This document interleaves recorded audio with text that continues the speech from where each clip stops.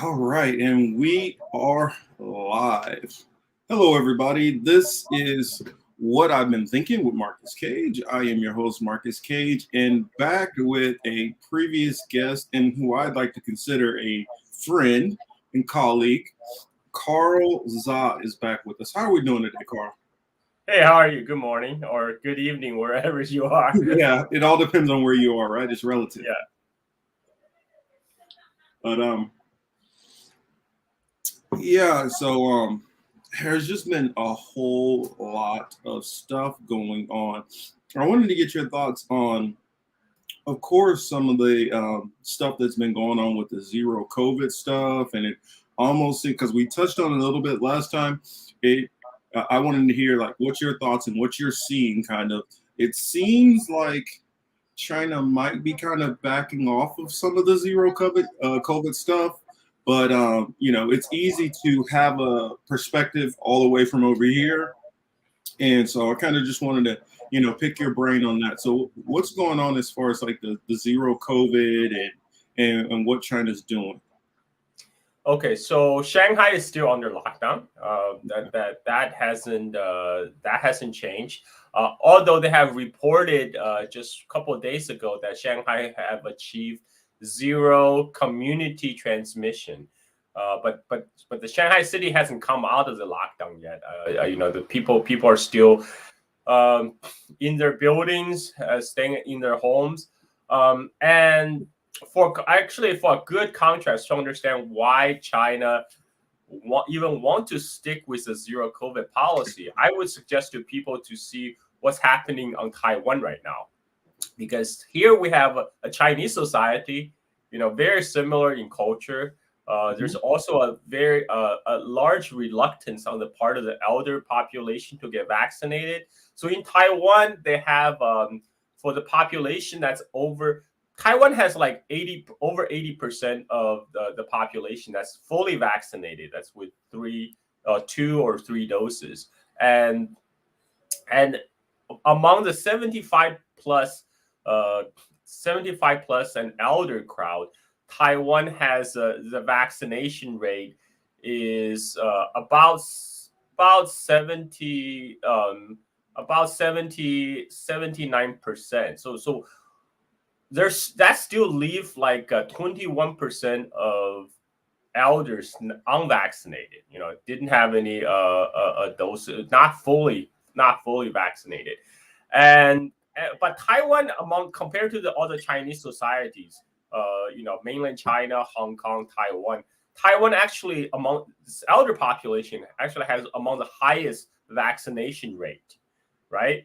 And Taiwan government basically gave up on the zero COVID right after they witnessed, the Shanghai lockdown. So they say, okay, we're not going to do that. We're not going to be like authoritarian and draconian like the mainland China. We're just going to use our COVID policy. Zero. We're going to give up on the zero COVID policy. Ever since the Omicron has been ripping through Taiwan. Currently, there's over 1.2 million cases of positive cases of Omicron in Taiwan right now. That's 1 in 20 people on Taiwan, and it's still growing. Like the Omicron wave has not peaked in Taiwan yet. On average, they have about 43, 45 people dying every day. Wow, And of Omicron. yes, like Wow. right now in on Taiwan is 100% Omicron. They actually did a pretty good job during the first two COVID waves, in the original COVID and the Delta. But now, like Omicron is just ripping through the Taiwan society, even with the high vaccination rate. I look at some. So they release the stats every day on how many people died, and there's a breakdown of people getting received the vaccination versus not. So the last stats I saw on their daily update was among the 40 people died, the 13 people were fully vaccinated with 3 doses. Um, but within those 13 people, 12 people had pre-existing conditions. So they're usually elderly and have some pre-existing conditions, and then they just got the Omicron just pushed them over the edge. So basically, if mainland China were to give up their zero COVID policy, you can just look to what's happening on Taiwan right now to get a clue what might happen. Except, Taiwan has about 23 million people. Mainland China has 1.4 billion people. Yeah. So whatever's happening on Taiwan, you got times 50, 50 times. So Taiwan right now have currently I think they have 1,300 people died of COVID. If you multiply by 50, we're talking about what? We're talking about 75,000. We're talking about 75,000 people, 75,000 deaths, and that's today. The COVID hasn't peaked on Taiwan yet. It's still on. If you look at the chart, it's going parabolic right now. And Taiwan is following the same path, maybe of, I would say, South Korea. And so South Korea at this moment, almost half of the population have got COVID, have got Omicron. So it's the cases are still building. The daily death is still going up. So this is some of the reasons why mainland China decided to keep its zero COVID policy. And if you look at Taiwan versus Shanghai, they have about similar population. Taiwan have about 23 million people. Shanghai has perfect. You answered the question. Taiwan has about 23 million people. Shanghai has a little bit more. Shanghai has 25 million people. And right now, I think so far the death in Shanghai is about half that of Taiwan. The total death in Shanghai due to COVID is about 500. So that's kind of the difference. See, that's interesting because how it seemed like even though COVID had whatever they say the actual origin was, it had its origin basically in the Asian area, and for it to go so rampant throughout America and like I guess we'll say the Western powers, for it seems almost like now it's starting to have the impact that it was having maybe about a year and a half ago over here, because I've been hearing that about China, I've been hearing that about Taiwan, I've been hearing about Korea and all of those areas which are in the that Southwest Pacific area have all been kind of going through their major influx. Even here in North Korea recently just having some of their first cases, in which that's like shocking to most Americans. Like, how is that possible? Maybe they're just lying about their info and they've always had it, but maybe it's getting out of control. So now they're just admitting it. But, from what you're saying, it does suggest that the outbreak was delayed in a sense to the Asian continent for some reason, or it was contained. Asian areas. Yeah, it was contained. I mean, like most of the East Asia, COVID, the initial outbreak was successfully contained. China had a lockdown of Wuhan. The entire city of Wuhan was locked down for 75 days, and after that, the people in China pretty much lived COVID-free life for about 2 years. People saw that huge party that hold on Wuhan after Wuhan came out of lockdown. People are doing the rave party and a huge gathering of people in the water parks and stuff like that. That was China after it successfully contained COVID. Back in 2020, the rest of the world had a chance if they had followed the same strict lockdown that China implemented. Or even what Taiwan and New Zealand did, the rest of the world had a chance to contain COVID and nip it in the butts. And then we all return to normal lives by now. But that didn't happen because, first, United States treated it as it's not a problem. And then belatedly, when you finally start rampaging through New York City, they put up some kind of like semi lockdown effort. Like they went half-hearted lockdown basically compared to what happened in China. So in the end, now COVID has been endemic. It's been a pandemic. It's all over the world, and now COVID has. The virus went through several iterations. So now the latest mutation, Omicron, is much more contagious than the original strain, and that is why you're seeing the problem right now in Taiwan, North Korea, China, which had previously contained the previous strains of COVID, because Omicron is much more contagious than the strain that came out of Wuhan. That's what we saw, because we had the even the people who were like double and triple vaxxed, and they were like, I've had 2 boosters, and like places like Israel that were suggesting even going to like a 3rd and a 4th booster, which I think they did do a 3rd booster, which they've been kind of talking about a 4th booster. You've seen like most of the, I guess, Western world be ravaged by it, and now to the point where we kind of look at it as almost like an endemic instead of a pandemic.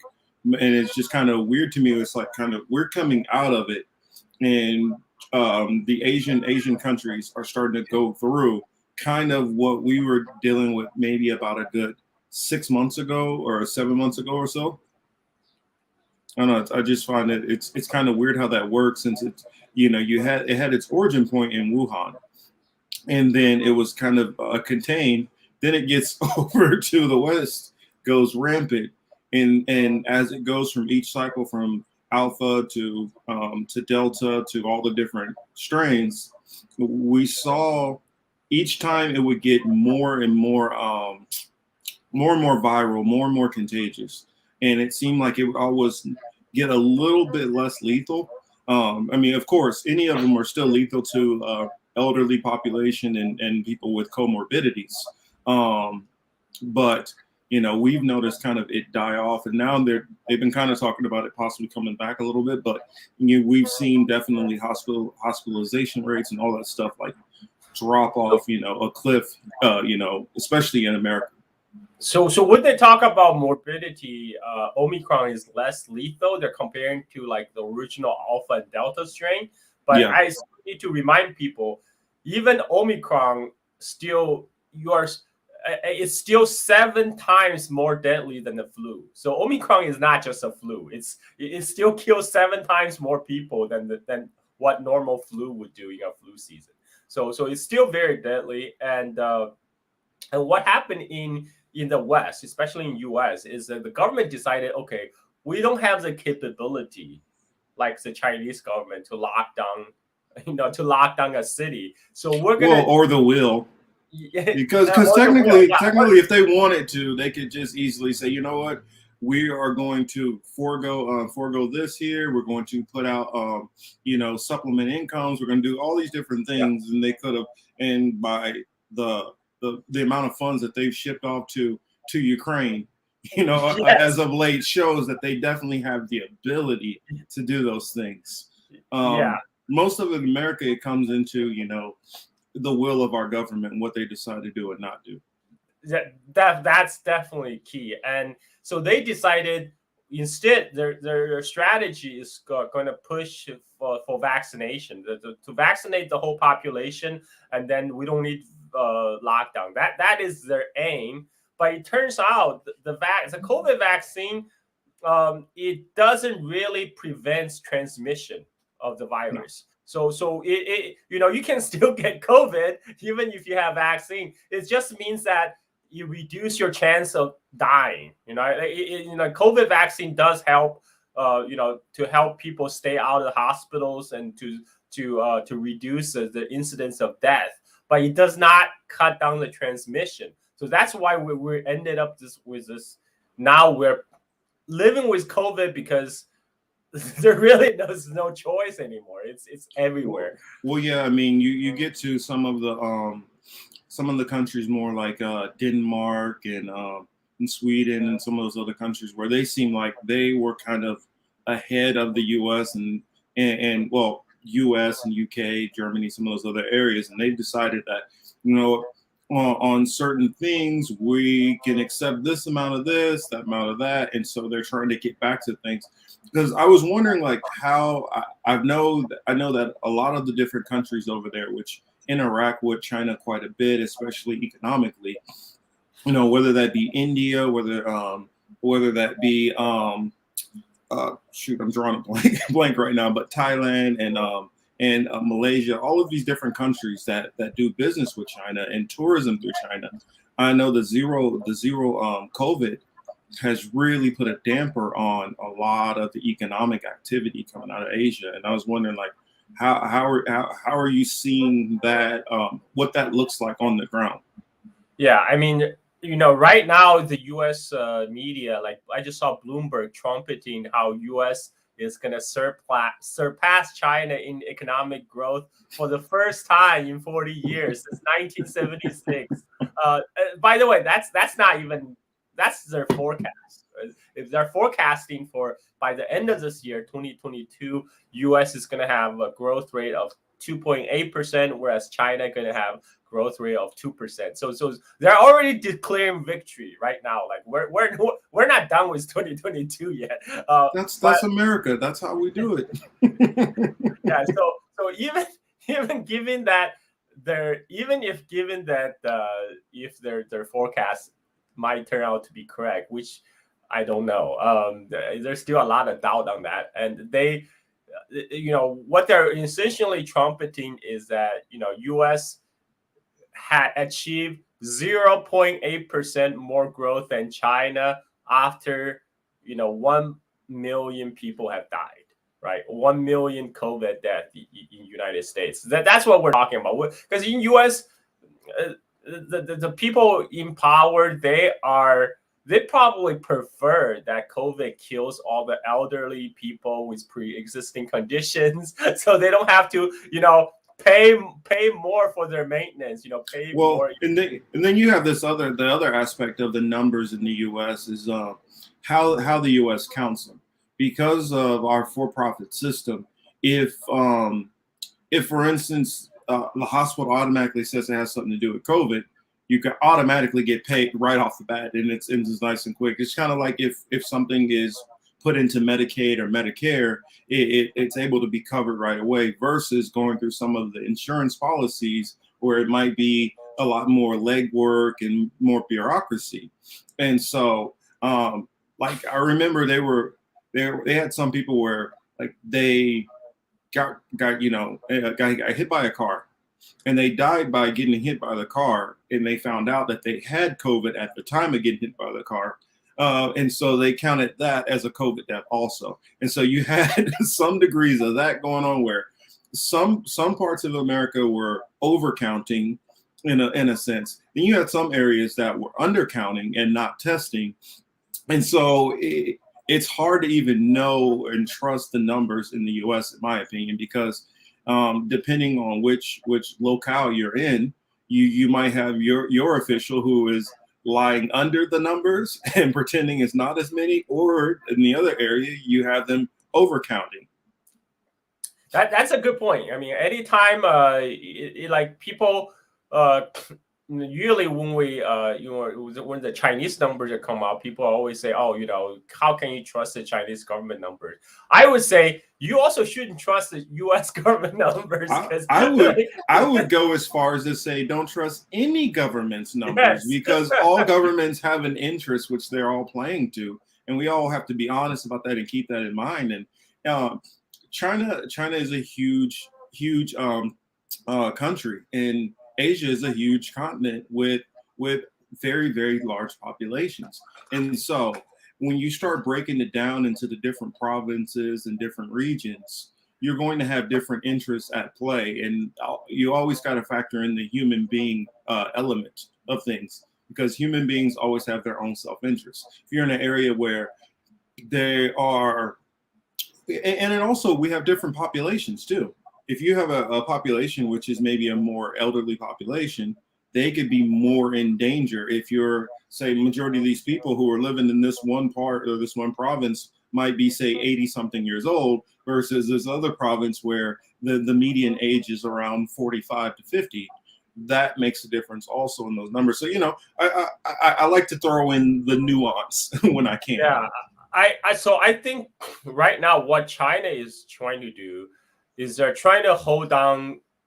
They're trying to hold COVID at bay while they're rushing to develop a Omicron specific vaccine, right? Mm-hmm. Because what we have seen right now is because COVID went through so many mutations because it was Mm-hmm. allowed to rampaging through the world. The latest, Omicron has rendered a lot of the vaccines, which was originally designed for the alpha strain, less effective.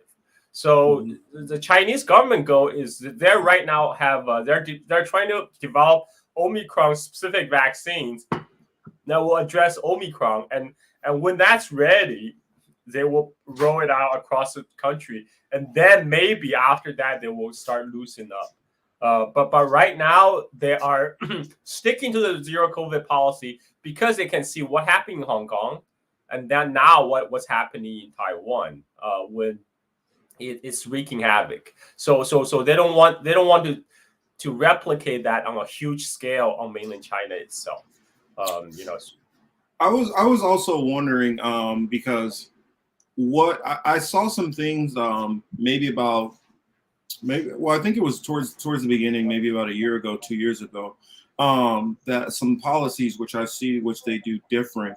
A lot of people focus on the vaccination parts, they focus on masking, they focus on lockdowns, but I was wondering as far as some of the stuff as far as ventilation, how is that, because I've seen where the U.S., even though they've allocated money, like for instance in California, they've allocated you know billions of dollars to it, and literally because there are problems with this distributor versus that distributor, and trying to figure out contracts, they haven't spent any of the money of the COVID funds. And so where some of the plans were to be to go into maybe some of the public buildings, the schools, different things like that, and work on the ventilation and sterilization of the different surfaces and all those things like that. A lot of that stuff which was talked about was never implemented, which I did see. I'm trying to figure which country it was in, but it might have been Thailand. No, it wasn't Thailand. I can't remember though. But this place in general. Oh no, it was Japan. Where Japan, you walked in and it was kind of like a spraying down sterilization of everybody who walked into different areas. Um, I was wondering what kind of practices have you seen like that over there? Are they doing anything like that, or is it all just lockdowns and vaccination? so that's a very good point about ventilation because now we know that COVID virus is airborne, right? Hmm. It's transported by the droplets that floating around in air. That's why mask actually is very effective. You know, even you don't have to need to have like N95. Even just a surgical mask is a very effective of blocking out the COVID viruses. But in Shanghai during the lockdown, they have neighborhoods, community buildings where um, in lockdown, the building it was still spreading in the building, and they suspected it's spreading throughout because everybody in the building were required to stay indoors. You know, they're not even going out, but Hmm. COVID was still spreading, and they suspect it's because of ventilation because they all the older buildings they all share the same unfiltered ventilation. So Hmm. even though you're still staying in your own room, the air is still being circulated through the whole building, and it's still infecting people. Hmm. So that's a very good point. And so right now they have, for example, they have a new rule in Shanghai. Basically, if one building, if one person, one family that get tested positive, then they do like all the rooms that has like the same piping that goes Hmm. that's connected to that family. all gets isolated, all gets moved to a quarantine center. So this is what's happening right now. They are doing spray downs. They're doing spray downs everywhere in Shanghai, to the point people are joking about it because now they're spraying down the grounds. They're spraying down, like as you say, people entering the building. And so they're basically doing whatever they can to help to stop the spread. So it looks like Shanghai at this point they're getting it contained, because before, for a while, the cases were going parabolic in Shanghai, and now it has plateaued, has fallen. The cases have fallen, and like they say, they have now achieved zero community transmission. So we are. I'm expecting Shanghai will probably come out as a lockdown maybe in half month or a month time. I don't think it will go on longer than that. And but what happened in China is they're pushing a lot of regular testing. Even a lot of major cities that's not under lockdown, like Guangzhou and Shenzhen, they're pushing people to do 48 hours COVID test. So every 48 hours they test. That will give you like a health code on your WeChat app. You get a green health code which allow you to take subways and go to public places, stuff like that. Yeah, because I was one of those people where I'll put the disclaimer out there and let everybody know. I kind of have a different perspective of it, because especially you have places in Asia, whether it be Pakistan, India, China, which they have much larger populations and a lot more crowding because of higher populations, and so in places, say for instance, like parts of New York City, maybe certain parts of like downtown Chicago and stuff like that, things could be a little bit more chaotic. And easier to transmit. Whereas I felt, and you get to a lot of these rural areas, and I'm not as much worried about it outdoors. My main focus always from the beginning has always been, if you take care of the ventilation and the transmission indoors, it'll be okay. I'm still a everybody's choice kind of person as far as the vaccination. If the person doesn't want to, I don't believe our government should force them to. But especially if you're in one of those kind of danger zones, say you're 95 years old, you got all these things going on, then okay, I can't fault you for whatever you decide to do, whether you don't or do or whatever. And so I just wanted to put that out there first, because some of the people will know that I was definitely very strongly against mandates. I feel like you lay it out there and you leave it for people's choice. Let's see. So in China, there's actually no vaccine mandate. That's why a lot of elders refuse to get vaccinated, because what happened is a lot of workplaces that push the employee to get vaccinated. But you cannot push elders because they're already retired. they're out. Yeah. They're out of. Well, that's a good point you brought up, because I thought about that with the U.S. The most dangerous, the people who are in probably the most danger of COVID are the more senior population, and a lot of them are retired. Even here in the U.S. So it never made any sense to me. A lot of and if you just go by the science, which I do got to be careful what we say here. YouTube, they're little well, I guess they're not so moody as they used to be. They kind of relaxed a little bit, but it's proven as you're more elderly, things like your weight, your diet, all of those things factor in to making you more susceptible to any of the negative effects of it. I guess since somebody keeps asking a question about this, I guess I'll feed this question to you. China joined the TPP along with Biden. So what are your feelings on China and the TPP? Little side note. Yeah, so TPP stands for Trans-Pacific Partnership. This is an idea that first fueled under Obama. The idea is we're going to have these free trade zones of all the nations on the Pacific Rim, but we're going to Mm-hmm. exclude China.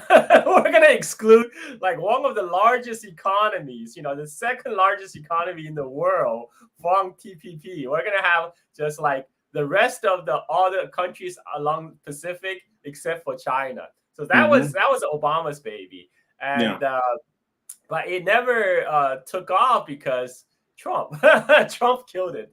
Trump killed TPP. So now they're trying to revive it. Now like the Biden is trying to revive a so-called Indo-Pacific partnership. Mm-hmm.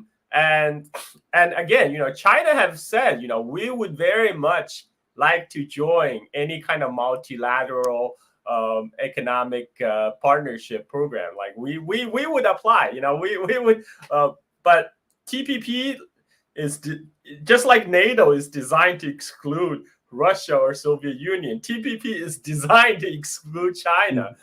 So China joining TPP is basically kind of defeating the whole purpose of TPP. Yeah.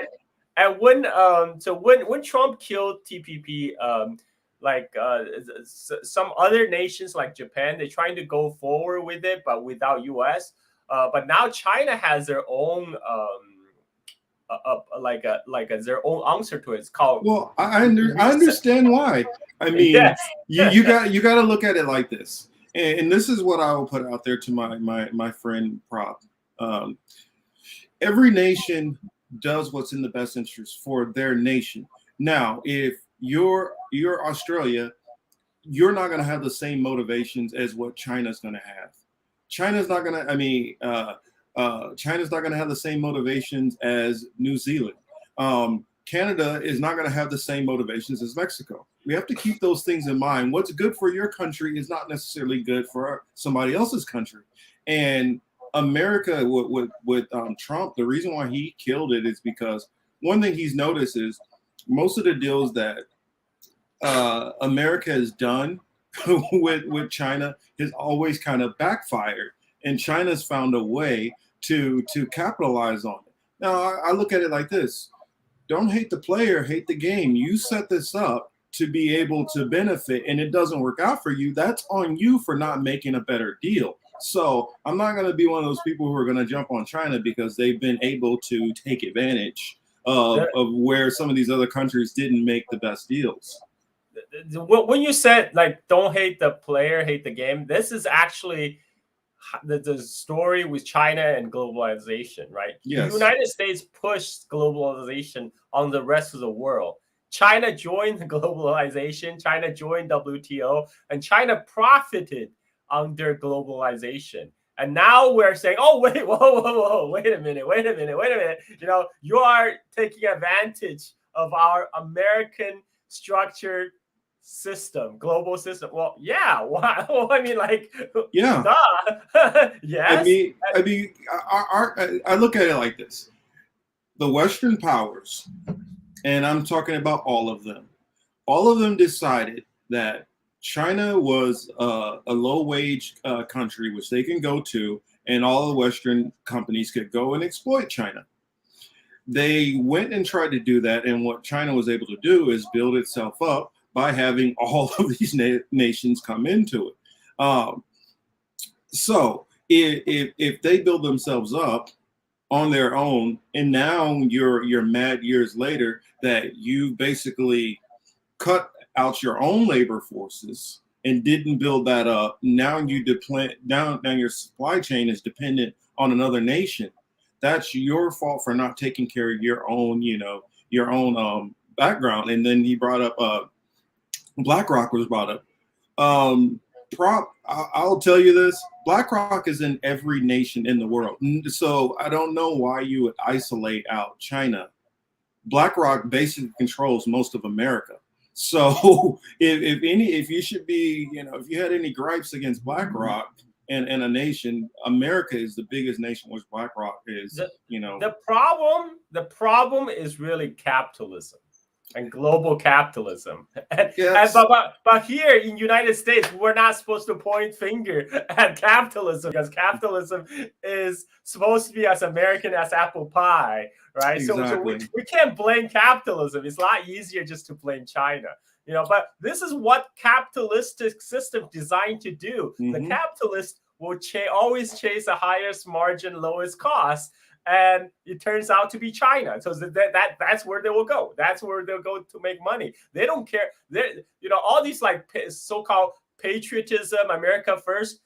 When you're multinationals, they don't give a jack shit about it. I'm sorry, can I swear? No, you can curse all you want. Yeah, they don't give a jack about that. All these companies that domicile outside of the United States do whatever they can so they don't have to pay taxes, right, to the U.S. government, because for all they care is profit, man. There's no loyalty. Exactly. Oh, sorry to cut you off. Yeah, this is how capitalistic system is designed to work.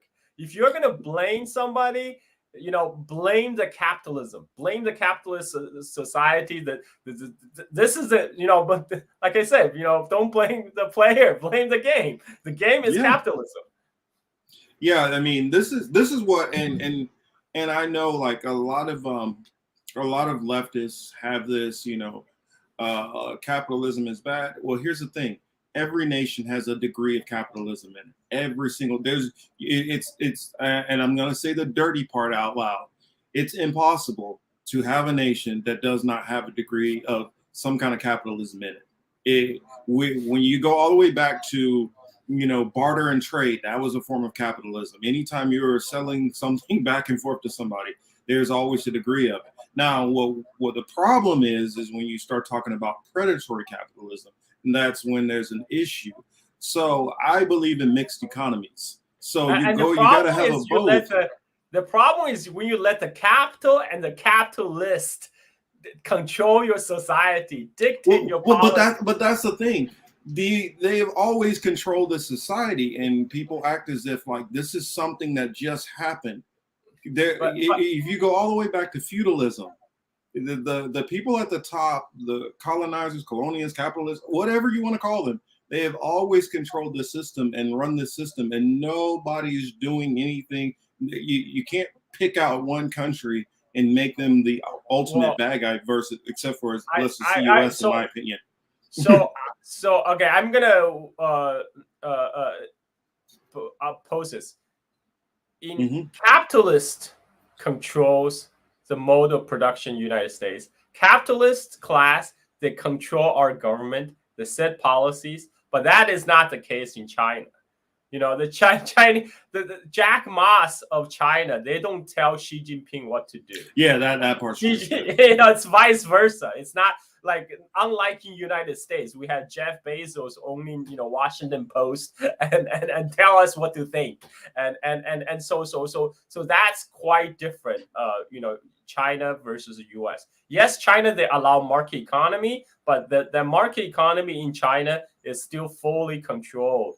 They have to bend under the will of the Chinese Communist Party because so that is a major difference between, say, China and United States. Like in United States, it's the whole society is designed to serve the oligarchs. which I've always felt like it's kind of a misnomer, though, calling China a communist government, because I don't really believe that they are.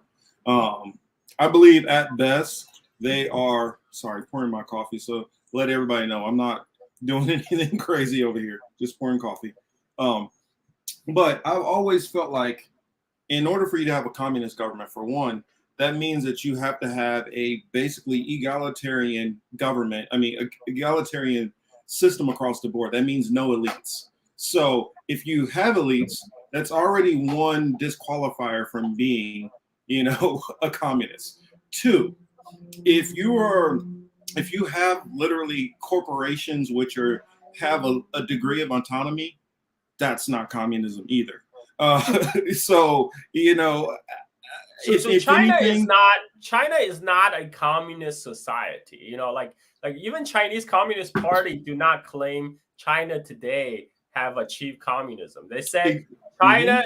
China right now is building the basic stage of socialism. It's a work in progress. It does not claim that they already built a communist utopia where the Mhm. classes difference has been erased. That what Chinese government is saying, like now we're at the base, building the basic stage of socialism. We are working our way toward an eventual goal of communism, but we're not there yet. We're far from there. And so that's people also need to understand, like just it doesn't mean like, by if you claim to be communist or socialist, you have to be anti-trade, because trade is a human activity that that existed since forever. That's what Mhm. allows people's medium exchange. Like being communist socialist is not anti-trade, and it's not anti-prosperity. Like it's not pro poverty. Let me put it that way. Yeah. And like the Deng Xiaoping has once says, like, what's the point of being built? Like as a socialist government, we have to make sure we provide wealth to our people, well-being to our people. If we cannot provide that, how can we claim that we're superior than the capitalist system, than the capitalist government, if we can't even provide a general well-being to our people? Like that's how the government should compete, is how well they can provide for their own people. And Yeah, I that mean, I put it this way: for anybody out there who calls themselves, I mean, or looks at themselves as an unabashed, uncompromising communist, this and that. That's not what I am. So that's not what I try to preach. So I guess you can be upset with me also. I've always believed in mixed economies, strong social safety net, and a degree of autonomy as far as business to a degree. I believe in high taxation. So just putting it out there, what I believe. So some people, their arguments won't be self-filtered, because I see the chat is getting a little moody. Jim, I would push back on your statement there. We owe China more, buddy, than other countries on the planet. This is by China's design. Can be by China's designs if we've been the hegemony and controlling everything. If like it goes back to, if America makes bad deals and they get their ass kicked for making bad deals, it's on America. how how Could does literally how does control mostly how everything does going around the world. It's not on China. How does US owe China? Why? Because we are selling the treasury bills to anybody who will buy, right? China buys the American treasuries on open market, right? Like that. Why China owes US is because we rack up debts. We rack up a lot, insane amount of debt, and that is because the one reason we also have a lot of debt is because we run a huge trade deficit against the rest of the world. And one reason of that is a dollar hegemony, because when US dollar is a world's reserve currency, that requires you to run a trade deficit with the rest of the world. It's that Well, you well, can't have it any other way. this is what I want to remind people.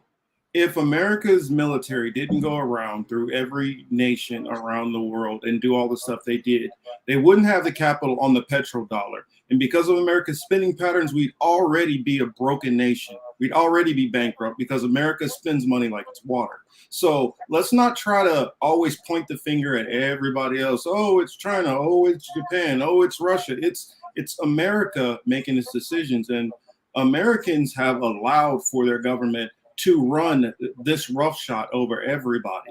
And anybody who I feel like is older than 50, you guys lived a part of this. You guys weren't focused on what the government was doing, and the partnerships allowed for it to run this crazy. It's the reason why you look at any of our cable news shows, and it's mostly full of Raytheon and BAE and Boeing and all of these people on there telling us to go into more countries for war. It's the reason why we have all of these pharmaceutical people on here. Our government has been run by people who are just extracting dollars out of it. So to point fingers at anybody else, it gets a little under my skin. Sorry to get off topic there, Carl, but it just gets on my nerves when everybody wants to point all the fingers at everybody else instead of looking internal first. I mean, that's fine, because this reminds me of that latest political story of the headline is U.S. quietly urging Taiwan to adopt, to learn from Ukraine example to counter China. I mean, this is so crazy. Right? How Ukraine has been devastated right now.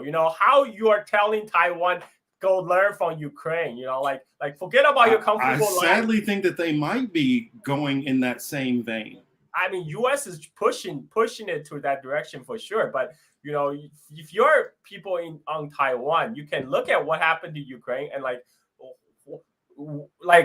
you have two options. The one option is to live the life, your very comfortable life, the way it is right now. The other option is to have your life completely ruined by serving as a proxy for the U.S. empire. And that is a simple choice. But from side of U.S., they very much want to turn Taiwan into the front line of a battlefield. So wage another proxy war, against China. So they'll fight the Chinese communists to the last Taiwanese. The U.S. is perfectly comfortable with doing that. That's what they're doing in Ukraine right now. That's fighting what I believe is going to happen. That's what I believe is gearing up for. I do walk and chew gum. I don't look at I don't defend any nation, but also I'm not going to sit there and do what a lot of people I see do is, point the fingers at everybody else and say everybody else is evil, evil, evil. When if you think about how this world has been basically set up and pushed, it's been pushed by the Western powers. Everything that's going on has been pushed by Western powers. I mean, how is that ignored? I'm not understanding that. Sorry, maybe I need to just ignore the shit. Sorry, I'm getting distracted. U.S. hegemony is still a thing. We are still living under all over the world right now. Still live under the U.S. hegemony at the moment, and whether military or financial, right? Like every time you transaction in dollars, you're participating in the U.S. hegemony, in the dollar hegemony. And every nation has to do it reminds me back to when Nelson Mandela was talking to Ted Koppel, and Ted Koppel was trying to get him to weigh in on the side of Israel versus the Israel-Palestine thing, and he's like, as a South African, we got our own deals, and so if we have interests that line up with Palestine, we're going to line up with Palestine how it works. It's not just about doing what you feel should work as an American. We have to worry about our own country's sovereignty. And what I try to do is I try to put myself in the shoes of each different nation. If I'm South Africa, I'm going to do what's in the interest of South Africa. I'm not going to be worrying about how that's going to work as far as how Denmark feels. I'm going to do if I'm in the interest of India, I'm going to do what's in the interest of India. I'm not going to care how that affects Russia. It's about how you deal with yourself and your nation. And if we don't have an understanding of how things work for each different nation, I feel a lot of Americans have a disconnect with some of the ties and business ties between other countries and how that affects them. And it's very, very, very, very focused on, well, this country is bad because we say it's bad, and not looking at all of the different things America has going on. And they get that idea straight from the think tanks that's spewing all this crap on our mainstream media. And this is the same reason why United States right now is getting upset at India for purchasing Russian oil, right? It's like India is its own sovereign country. They do whatever is in their own national interest. Why do they have to pay attention to United States? like they're not a pawn of the United States. You know, Well, as much as if US they wants could, they would have India also aiding Ukraine quite a bit yeah, also. I mean, yeah. I mean, but the thing is, that's India got screwed by United States foreign policy before when U.S. Leveled the sanction against Iran, and India had a very close relationship with Iran, and they also depended on Iran for oil. And when U.S. levied sanction against Iran, the oil import suddenly got expensive for India. You know, like they already well, got yeah. bitten once for Well, following. and then they got bit again when Pakistan started they started having their issues with Pakistan, and America turned their back. Yeah, I mean, So I mean, a lot of nations are often get bit in the ass when they partner with America. So I'm not going to sit there and try to point all the fingers at everybody else and leave America unaccountable, because to me, America is basically the what is it from Star Trek? They are the Death Star. Let's not try to make it like everybody else is more evil. The oh, evil actually, starts and generates from America. actually, in the Star Wars, George Lucas in an interview, he actually said, "We are the evil empire. United States is the evil empire, and like the Viet Cong is a rebel, right?" He actually specifically called it out. You know, in the Star Wars, United States is an evil empire. You know, that's so. This is from George Lucas himself. Yeah, I'll respond to this. Nobody's saying USA isn't evil. Yes, well, but this is what you're doing. What you're doing is China is evil. Everybody else is evil. When you're doing that, you're taking the onus off of America. That's what you're doing. And I don't think you guys see it when you're doing that. You're taking the onus off of all the stuff that America is doing and putting no accountability on that, and feeling like every nation needs to continue to bow down or do what's in the best interest of America and not do what's in the best interest of their nation. China, like Carl was saying last time he was on here, we go back to the 80s. China wasn't near the nation which it is now, and it's built itself up, and it was in the interest of what China was trying to do, regardless of how it affected anybody else. When people say, well, China got involved with TPP, is China supposed to do their business deals on how it's going to help America? No. If TPP helps China, then it helps China, and that's their business. It's not for us to be mad because they joined in a partnership. And to not to mention, TPP was originally designed to exclude China. It was Obama's idea, brainchild, to exclude China to have this Trans-Pacific partnership. And so this is, again, it's a lot of this U.S. Action is backfiring on itself. Like right now, a lot of the problems in U.S. with the U.S. empire is self-inflicted. It's not even what China did. China is doing what it's doing for its best interest, but not necessarily, you know, like they're just doing it to hurt America. No, they're doing it to benefit China. But what right now, U.S. what it's doing is to shoot itself in the foot every time, and that's like right now, U.S. empire is declining is not because China and Russia or Iran is doing something. It's because we are pouring god insane amount of money into these military adventures abroad and totally neglecting our own economy, our own infrastructure, our own healthcare, our own educational system, and the country is crumbling while, you know, the military industrial complex is getting richer and richer, and all these think tankers getting their Mac mansions in Virginia. Well, if you look at what happened with Rome, when Rome was the hegemony in the earth, what Rome did was Rome extended itself with military conquests all over the place, ignored a lot of their internal issues, and let strife and division cause in there, not taking care of all of their things internal. I mean, and they were so focused on conquest and all these things outside of the Roman Empire that they didn't focus on taking care of and strengthening their own nation. America we haven't raised minimum wage in God knows how long. We haven't taken care of our healthcare system. Roads and bridges are falling apart. America needs to be focused on that stuff instead of spending more time, complaining about what other nations are necessarily doing. That is the part which frustrates me. Yeah, if U.S. actually is, if U.S. government is actually doing what Chinese government is doing, which China hasn't fought a war in the last 30 years. They all that money that U.S. is plowing into, Iraq war, Afghanistan, Libya, Syria, or sending money to Ukraine, all that money, China is using whatever money they have for their own internal development. They built a high-speed railway.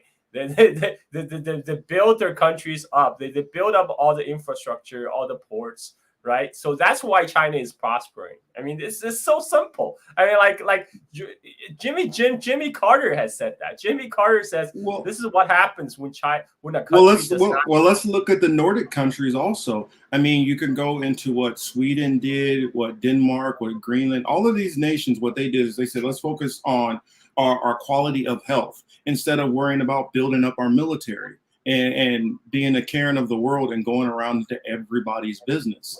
And that's why these countries have better education than America. That's why they have a better quality of life. Anybody who thinks that, I heard somebody saying there that I'm defending the U.S. I do not defend the U.S. In fact, I put more onus on the U.S. more than anything. If you guys watch like my other channel, I literally showed a video of how the U.S. basically, since almost it's an exception, since it began, has been in war with somebody. That is not cheap, going to war all the damn time. Also, what are they going to war for in the most part? Most of the time when they're going into war for extraction, to take money out of some other nation. The Western powers have done this all throughout South America, have done this all throughout Africa, have done this all throughout Asia, has literally done this everywhere where they could. And that's my issue with America. America sits there and extracts goods out of everybody else. And then when countries, for instance, Cuba, when it decides, okay, well, we're going to do business with Russia because they're going to help us and they're not going to stave us off and starve us as a nation, then, oh, it's so bad, evil Cuba. Nobody focuses on what's been done. I mean, the people in Europe were upset about mass immigration out of a lot of Muslim countries. Well, if America wasn't in there bombing the shit out of everything, you wouldn't have people flooding into these countries. If we weren't running our guerrilla warfare all throughout South America, you wouldn't have people flooding into America. All of this stuff is connected. Yeah, and then right now, like all this America foreign military adventure is not even benefiting average Americans. Like Trump says, we didn't even take their oil, right? Like, we went to Iraq, we didn't even take their oil, and so right now, a lot of these U.S. foreign military adventures is designed to put the money in the pockets of the military defense contractors like Raytheon, like Boeing, right? I mean, if you work for these companies, oh, great for you. But for the vast majority of Americans, they don't see any tangible benefit. Only a loss of their healthcare, loss of their, the crumbling in terms of crumbling infrastructure, in terms of a failing educational system. I mean, this is not benefiting U.S. And also U.S. is strategically located in a very safe place. U.S. has two oceans on either side, Pacific and Atlantic, right? Like it does not, to make U.S. Continental U.S. safe, you don't need to send ships halfway across the world to Africa, to Asia, to keep U.S. safe. That is not what it's designed to do. All our fleets are over there is to make money for the military contractor. It's a grift. I mean, how can people not see that? Yeah, I mean, well, and I try to put it to people this way. Um, like for one, I don't have any allegiance to any nation. That's the first and foremost part. So I look at it from this: if what's in the self-interest of this country. Now, if we're trying to go to if this country is good or bad, that's a whole different argument. That's not the argument that I'm having. The argument I'm having is what is in best interest for this particular country for this particular time. Uh, if if this country is funding this country with weapons or that country with weapons, we don't know the motivations for this. For instance, Pakistan right now is doing business with Russia to get Russian oil. For people who feel like, oh well, they should be on the side of Ukraine. Well, why? For what purpose? It's about what you're doing for your nation. And I don't think none of these nations, for the most part, even with the Western countries, are on the same team. Everybody, like that's the reason why you have France, who they've been kind of balking at a lot of the stuff that's been going on lately. Germany's like, we can't really do all these, we can't keep on doing all of these sanctions because it's starting to hurt us. You got to remember, for America, yeah, do all the sanctions you want against Russia. But if you're a nation which depends 70 to 80%, well, 60, between 60 and 80% on Russia for natural gas and oil, you got to think about that, because is it better to starve off your population completely and make a self-sacrifice because you feel Russia is wrong in some kind of way, and you just need, or you just feel a need to, I need to back whatever the U.S. does. It does logically that doesn't make sense. I mean, right now, sanction is even hurting people. I mean, right now, the gas prices is going through the roof. There's inflation is rampant. I mean, this is, again, like I said, this is all self-inflicted. Like what? This is what actual U.S. sanction on Russia achieved.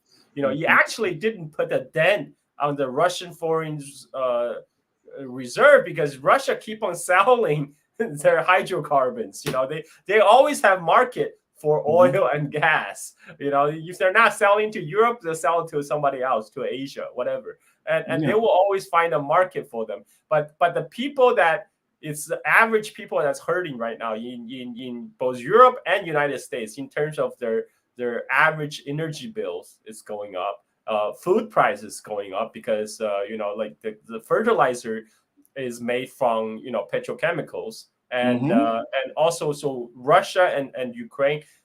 Russia is one of the world's largest exporter of grain, especially wheat. So all these sanctions, what it does is increase inflation. Food prices, energy prices. These are food and energy. This is kind of the basic necessity for most of the people on the planet, right? I mean, like, they maybe don't hurt the billionaires who runs all these defense industries, but for average people, that's a huge chunk of their income budget goes to food and energy, right? I mean, this is how sanctions, U.S. actions directly affect every one of us. Well, yeah, I mean, and here's the thing about it. I look at it, for instance, I always go back to Cuba. They've had sanctions on this nation, crippling it for God knows how long.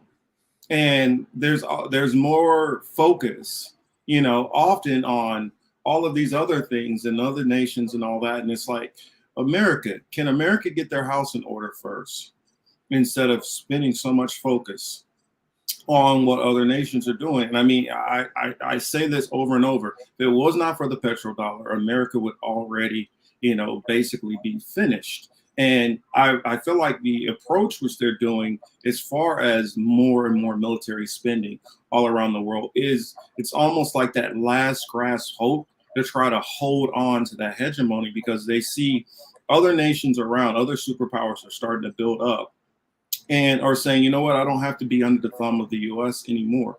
I can do whatever I want.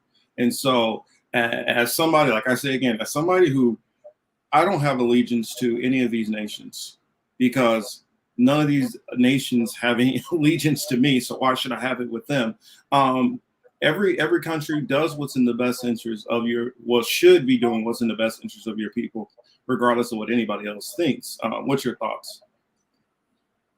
Yeah, I mean, U.S. officials often claim that they're doing for the national interest of the United States. But what is national interest of the United States? What national interest we have in Ukraine? What national interest we have in Iraq, in Libya, in Syria, in even in Taiwan, right? Like a lot of time when they talk about national interest, they're talking about interest of the invested they're talking about the interest of the military industrial complex. What when I think about U.S. national interest, I'm talking that should be the interest of average American people, right?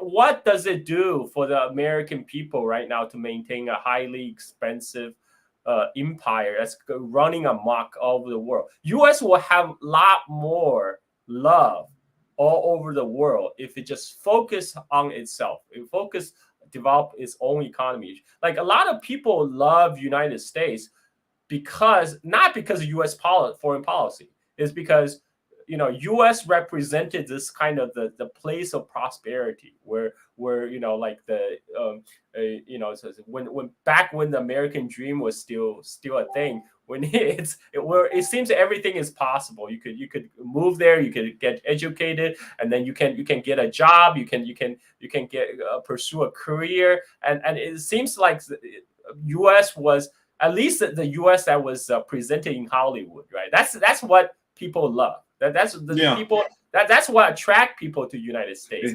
It's not people are not attracted to United States because of the U.S. war machine.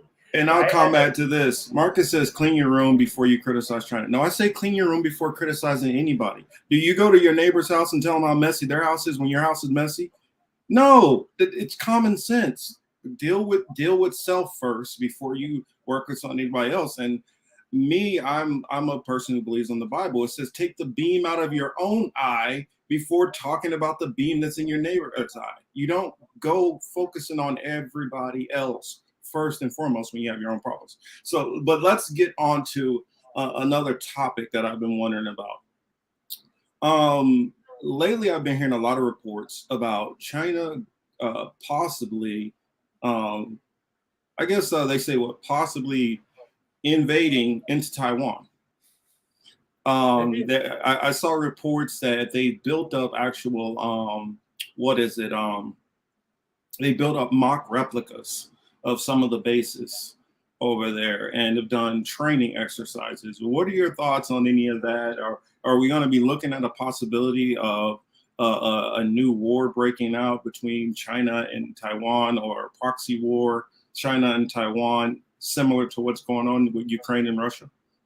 Well, they've been saying that for as long as I can remember, for the last 20 years. And first of all, Taiwan, even geostrategically, is very different from Ukraine, because Ukraine shares a land border with Russia, right? So Russia could cross the border anytime, right? Right now, there's a whole Taiwan Strait separating mainland China and the island of Taiwan.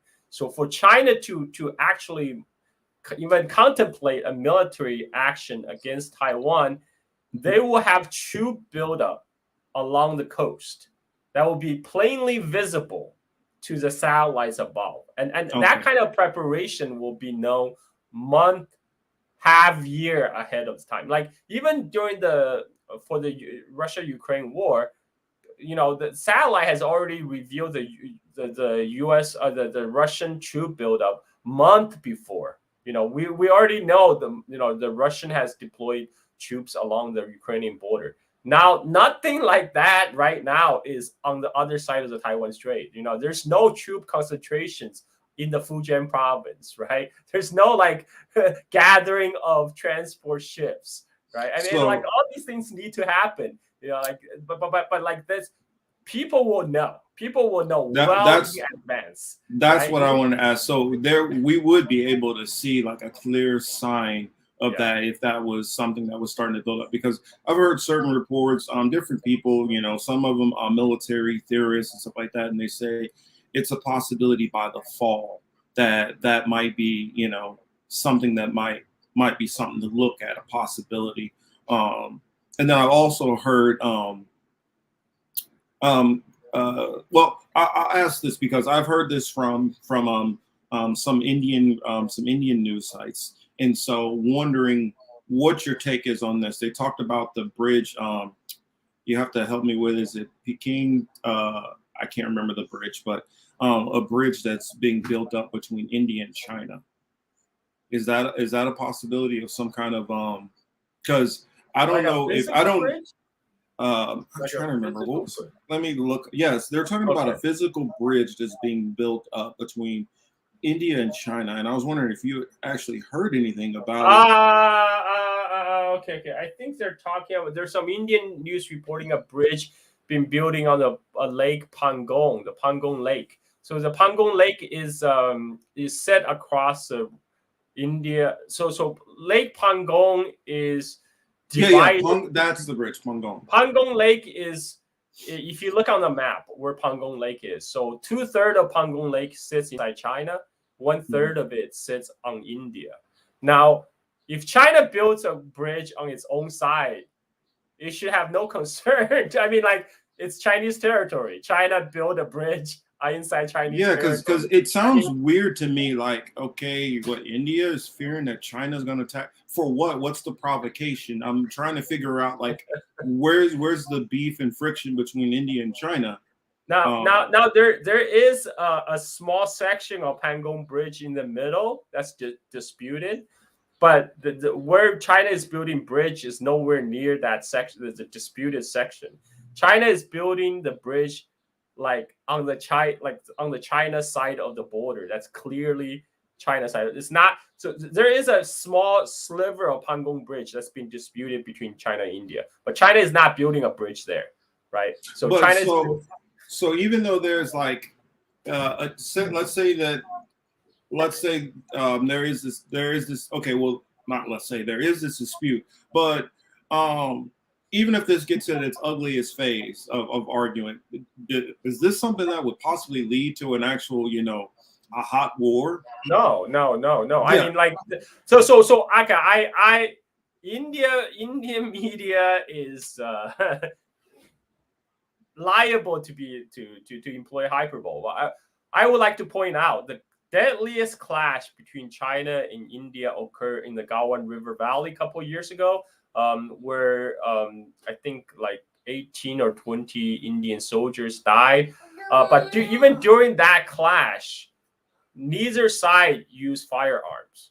They were fighting with clubs, right? And this is because China and India had a 30-year-old agreement that neither side in these border skirmishes will use firearms. So even though they had weapons, the soldiers, they had firearms on them, but no one fired a shot. They were still beating each other with clubs, right? So because both sides understand if things get out of control, it could easily escalate. And both India and China are nuclear powers. So they don't want that. So that protocol of no firing during a skirmish was observed even in the most deadliest clash where tens of people have died.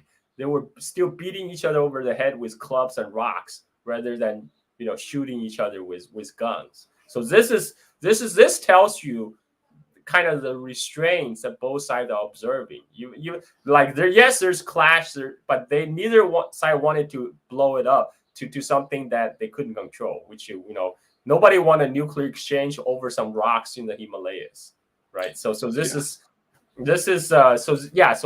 no zero possibility of a China-India hot war right now, and again, like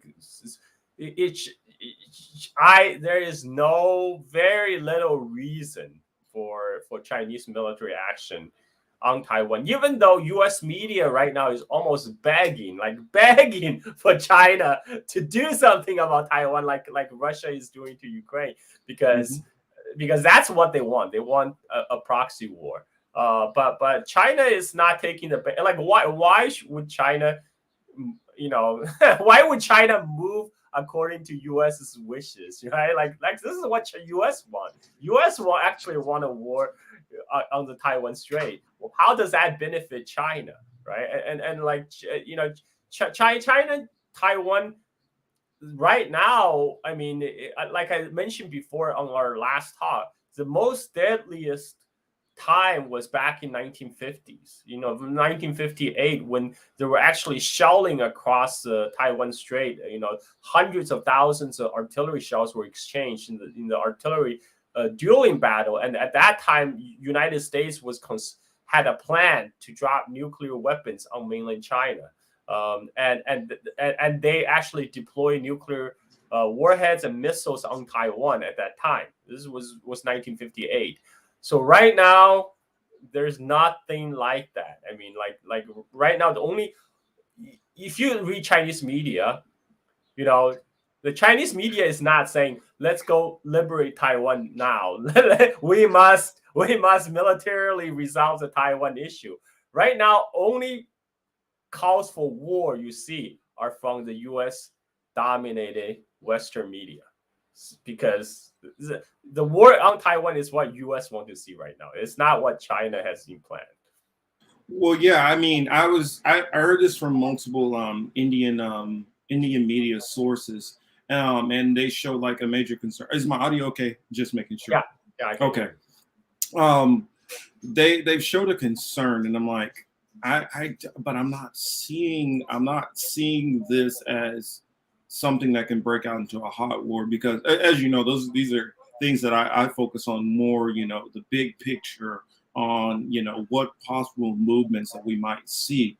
And I just don't see it. So that's why I wanted to bring that up real quick. Yeah. I did. Oh, no, go ahead. Because Pangong Lake, if people look at it on a map, it's a very long lake. Only the middle portion is disputed. So what maybe their possible objection is that if China build a bridge over Pangong Lake, you'll enable troop movement easily to rush to the border. That could be possibly why they're concerned, because it's like infrastructure development that allow potential troop deployment quicker to the disputed area. But couldn't that also work as a trade route too? Does that have to be a military deployment? It could, but right now the trade between China and India is being cut down to minimal because of the tensions. Like China. So explain that. What are the tensions about, and where are these tensions coming from between India and China? The tension is over the border. So China India border issue stemmed from the colonial time, from the British during the when British ruled India. The British Indian government unilaterally drew a line on the map and said, this is a new border now. This land belongs to India, and China is on the other side, which has never been accepted by the Chinese. And then when India became independent, they inherited that border conflict because British drew the line, so they inherited the British map and say, hey, that says this is an Indian territory. And when Chinese like, no, we never agreed to that. And there was a road that was built from connecting Xinjiang and Tibet, the Xinjiang-Tibet road that goes through this territory that the British formerly claimed as part of Kashmir, right? But which China never recognize the British claim. But India is saying, oh, why are you building a road on our territory? And China's like, that's not your territory. This is our territory. And that led to a border conflict in 1962. There was a border war fought between China and India over that border. And it has ever since been a problem both sides. Because before in the 1950s, India and China has actually a very good relationship. There was a period called Hindi Chini Bye Bye, which means India China brothers are brothers. and that's the time when Premier Zhou Enlai would travel to India regularly to meet with Indian Prime Minister Nehru, and both of them went to when Chinese Prime Minister or when Chinese Premier Zhou Enlai went to Indonesia in 1955 for the Bandung Conference. He actually was scheduled to take the Indian airline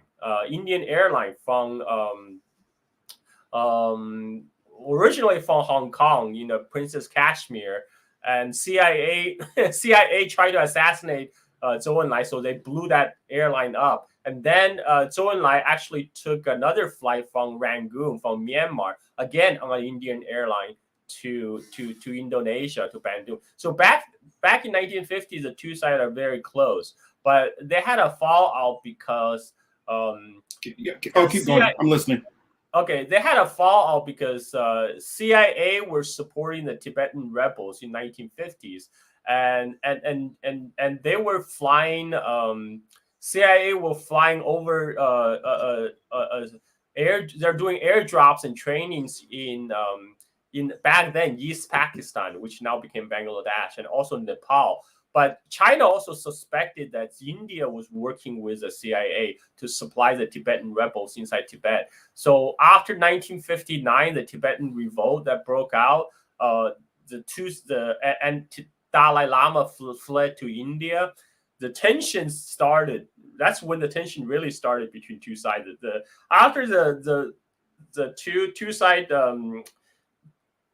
diplomatic relation took a nosedive. After that, the border issue became more prominent. Now there were border skirmishes, and then the Indian opposition at the time, led by leader of later BJP party, they were demanding why the Congress party is allowing China to build a road on Indian territory. That's the disputed territory I was talking about. So Nehru then he set out the so-called forward policy. So he deployed Indian troops to the frontier and to face off against PLA troops. In the first couple of years, Mao had a non-confrontational policy. So he asked the PLA troops to pull back several kilometers, so create a buffer zone, so the two sides can disengage, so there will no more skirmishes. But what happened was the Indian general took that as a sign of Chinese weakness, and then Nehru authorized the Indian army to push forward, because it's called the forward policy. And then in the borderline that the British unilaterally drawn, called McMahon Line, in the northeastern border, there was a section where the Indian side felt the map wasn't drawn correctly, because the McMahon Line was drawn along the highest ridge in the Himalayas, but there was one section where it's drawn, it's not to the highest ridge. So the Indian side decided to unilaterally adjust. So they're like, well, that here McMahon didn't draw the line correctly. The line should be on the ridge. So they not only cross the traditional boundary line, but they also cross this line that British has drawn unilaterally.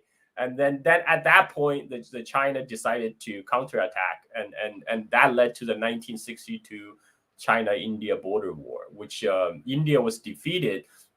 But afterwards, China withdrew back north of the McMahon Line. But the border dispute remained because the two sides couldn't even agree on, what the line of actual control is. Sometimes in some areas, both sides patrol the same area. Like when the two patrols meet, there's conflict. So that's what happened, and that has been there has been conflict, small border conflict, ever since 1960s. So it's not something new. What was new was recently the Gaowen River clash. That was the most deadly, because there's 4 deaths on the Chinese side, and there's like 18 deaths on the Indian side. and at that time, United States was supplying satellite intelligence to the Indian military. Because U.S. was trying to stir up the pot. They're trying to draw India closer into their so-called Quad. The Quad is Wow. India, U.S., Japan, and Australia to contain China. So this is so ever since that incident, there has been reduction in the trade between China and in India, but most of the trade is actually happening over is maritime trade. Like the ship will carry goods from say Guangzhou to the Indian ports of Bombay, for example, because there's not many overland.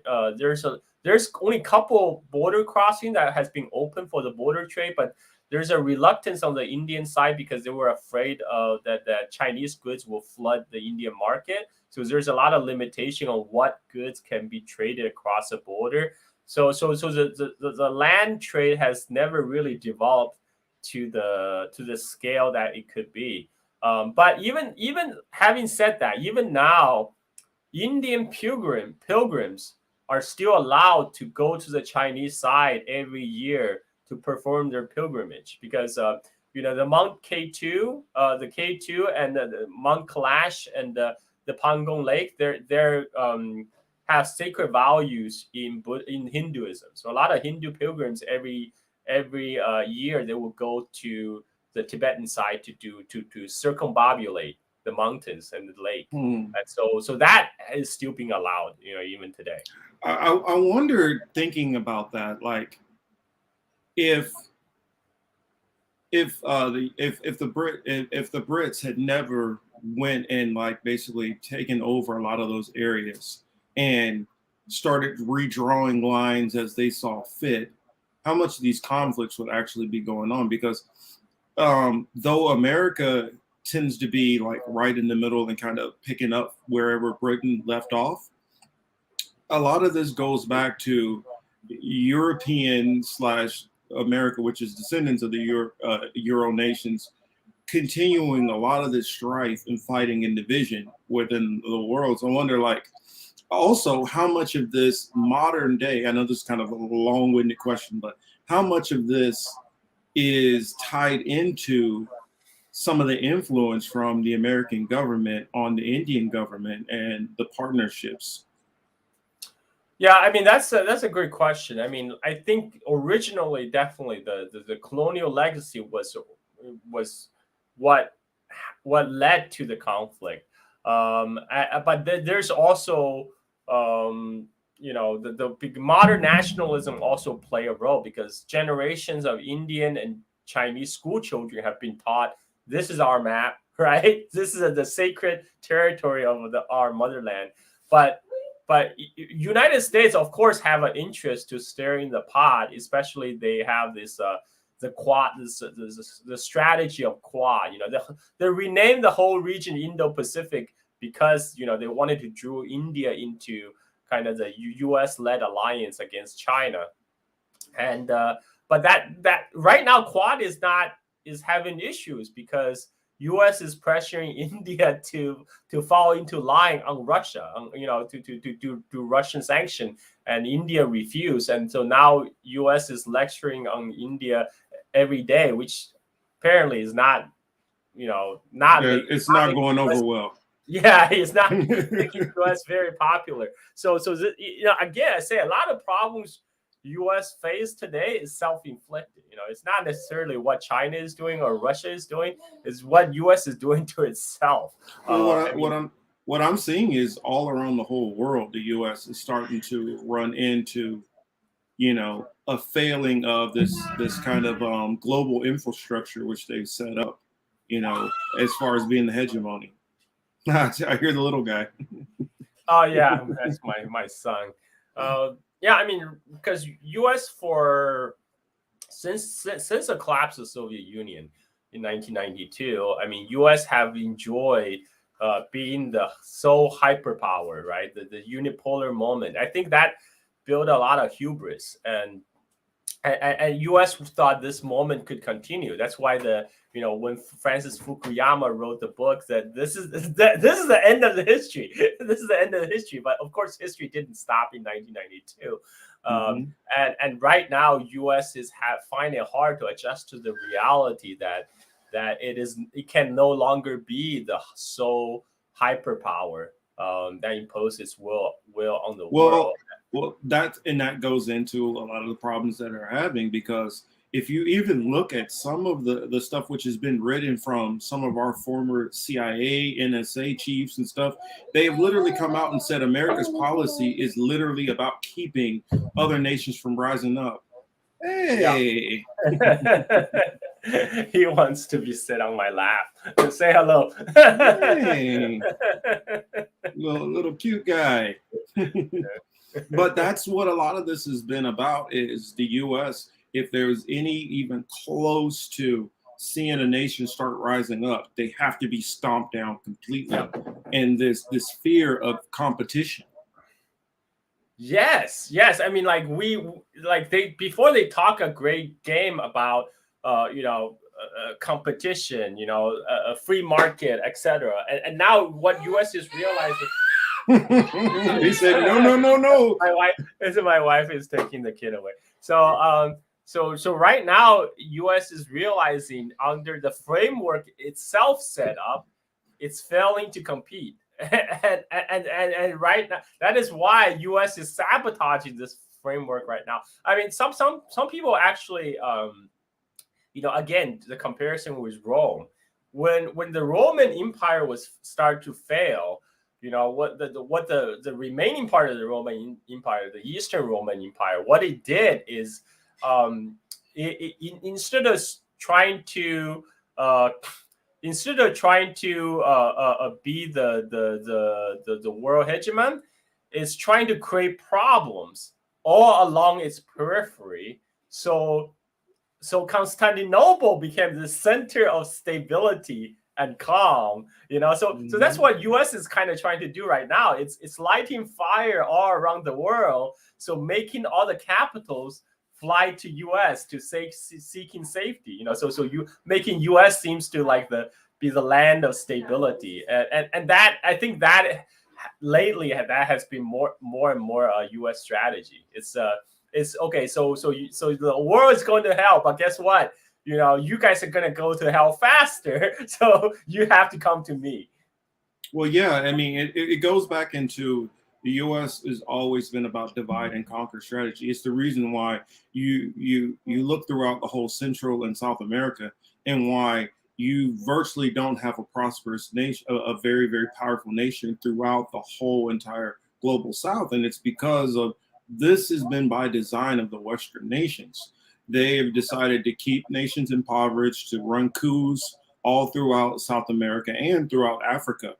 And by keeping these leaders from not rising up, by only putting in puppet leaders, I mean, especially thinking back to Iran with the Shah, and this is what they did in 2014 in Ukraine. I mean, all of these different things have all been about subverting other countries to keep the U.S. hegemon. Because if they see any start peaking up and rising, or any just say separation from the U.S. in the way that the U.S. wants to do things, then that's a problem for the U.S. And not any kind of so-called insubordination, the U.S. has a massive overreaction. Kind of reminds me a little bit of what goes on in Israel between the Palestinians. Throw a couple of rocks, we launch some missiles. Yeah. I mean, and also you mentioned Central America. Then when after the Central American country get destabilized, all the migrants flooding across the border to United States, they serve as cheap laborers in U.S. where they, because they're undocumented, so they have to take less than minimum wage jobs, and again, that benefits. The benefits for the people who employ them, right, and the benefits for the capitalist class. That's how it all works. It's a racket. Well, and you look at and there's plenty of professors which recently talked about how many resources that are still I would say, extorted out of Africa. And it goes towards, keeping goods and prices low for Americans. And Americans are perfectly fine with it. I'd say Europeans as a whole, because they don't have to think about it. And they could just, say, oh, well, that's sad what's going over there with that leader and this leader, not realizing that we have helped empower for that leader to be taken out so that we can put in a leader which we want that's going to be more favorable to the U.S. Yeah, U.S. right now is meddling in Congo because the cobalt. Congo produced a lot of cobalt, and cobalt is a component to make batteries that goes into electric cars, because U.S. is now trying to shift to more electric cars and which depend on batteries, which depend on cobalt coming off on Congo. So that's why you're going to see a lot of U.S. articles talking about Chinese influence in Africa, right? Because there's a lot of projection when U.S. talk about China. So when U.S. itself is heavily involved in Africa, you're going to see a lot of article coming out to talk about how we need to counter Chinese influence in Africa. That's why we need to send our troops over there. We need to send our, our resource. We're gonna go in there and start meddle. I mean, like U.S. is already, Biden already, reversed the Trump decision to in Somalia. So this is just a start. This is that they're gonna go back in a big way, because it's all about resources. There's a lot of resources in Africa. I say you don't have to look any further than the U.S. and Russia and their relations. It's been everywhere where the U.S. has went in to try to extract natural gases and materials from. Russia has been on the other side of that, and they don't want that competition. And so they feel like, well, wait a minute, what is China doing over here trying to make deals with the people that we've been extorting? What is that about? And so now they're the predators in this. Instead of, I look at it like this.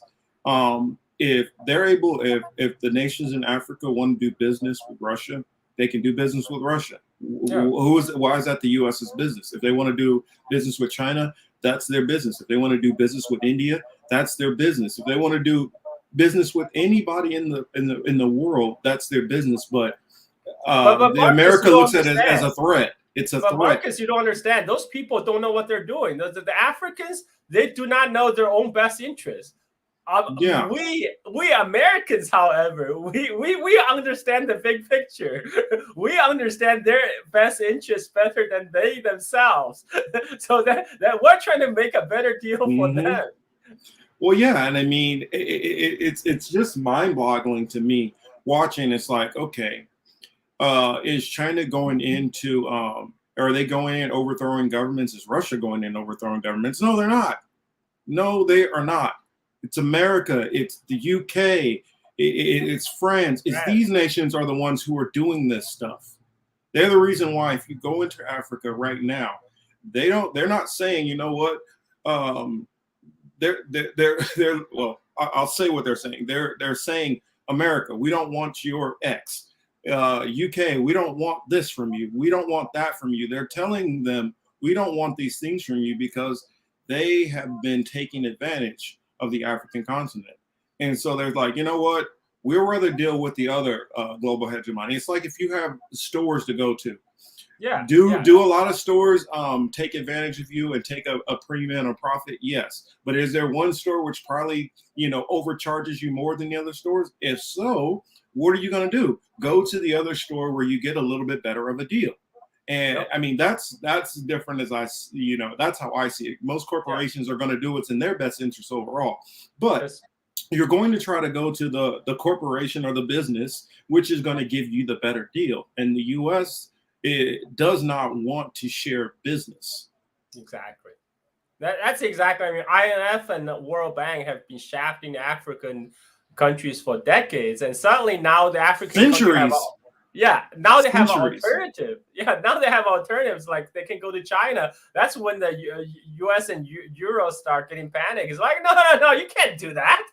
Because I like to remind people, the wealthiest man ever on record, Mansa Musa, where do you think all his wealth went to? It went to Europe.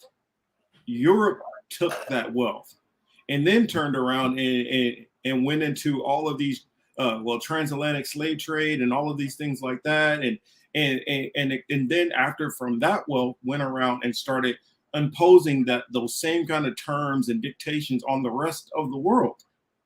I mean, we a lot of Americans like to forget all of that past history and just jump up to, well, I don't like what China's doing right now. You can't forget the long history of what the Western powers have been doing and how they've set up the whole conditions of the world, how they are right now. Yep. I mean, I was wondering, what was the other thing that I had? Let me check real quick. The warm water fishing fish barge. Are you familiar with that? This is, I just heard about this. Tell me more.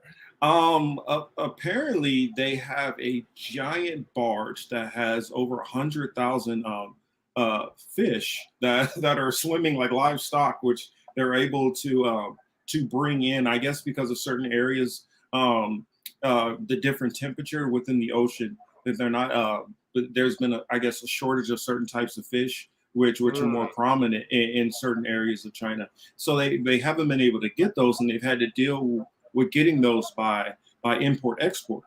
And so to circumvent that, this barge, from what I'm hearing, is basically water which is climate controlled to be able to have the different variations of fish which they're getting through the import export. So, yeah, so what I know is that China has been developing aqua agriculture for decades, because they started realizing back in the 70s that the fish stock near the coastal water of China are getting depleted. So they started to invest more into basically domesticated raising fishing stocks in kind of controlled environment along the coast, and they have very degree of success. I guess this is just the latest iteration, I'm guessing. Yeah, because I was hearing about this, I was like, what? It almost reminds me of when they were talking about the different islands, which it was like the man-made islands which are being built off the coast of China also. Oh, you know what? Like, China is actually the world's top exporter of caviar now, because they figured out a way to breed sturgeon. Because before, caviar is associated with Caspian Sea, right? With Russia, with Iran. Those are traditional exporter of caviar. The caviar is a fish egg from a particular breed of fish, the sturgeon, the Caspian sturgeon.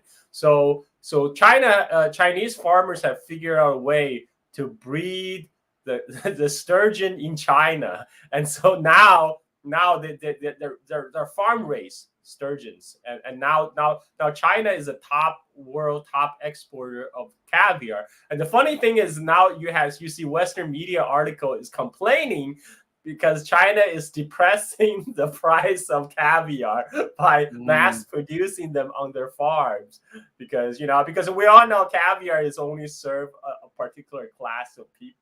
You're cheapen the status symbol by mass producing it. So, but that's the thing. A lot of things in this world are the stock are being controlled. For instance, diamonds. They make it like diamonds are so rare and so special, when really all it is they've been controlled by one family, one corporation, who only put out a certain amount of diamonds to keep the price of diamonds inflated. I have a comment here. I guess I'll read off to you, and I'll let you respond. Hank Yu says, West is using the Chinese so-called authoritarian methods today: censorship, lockdown, surveillance.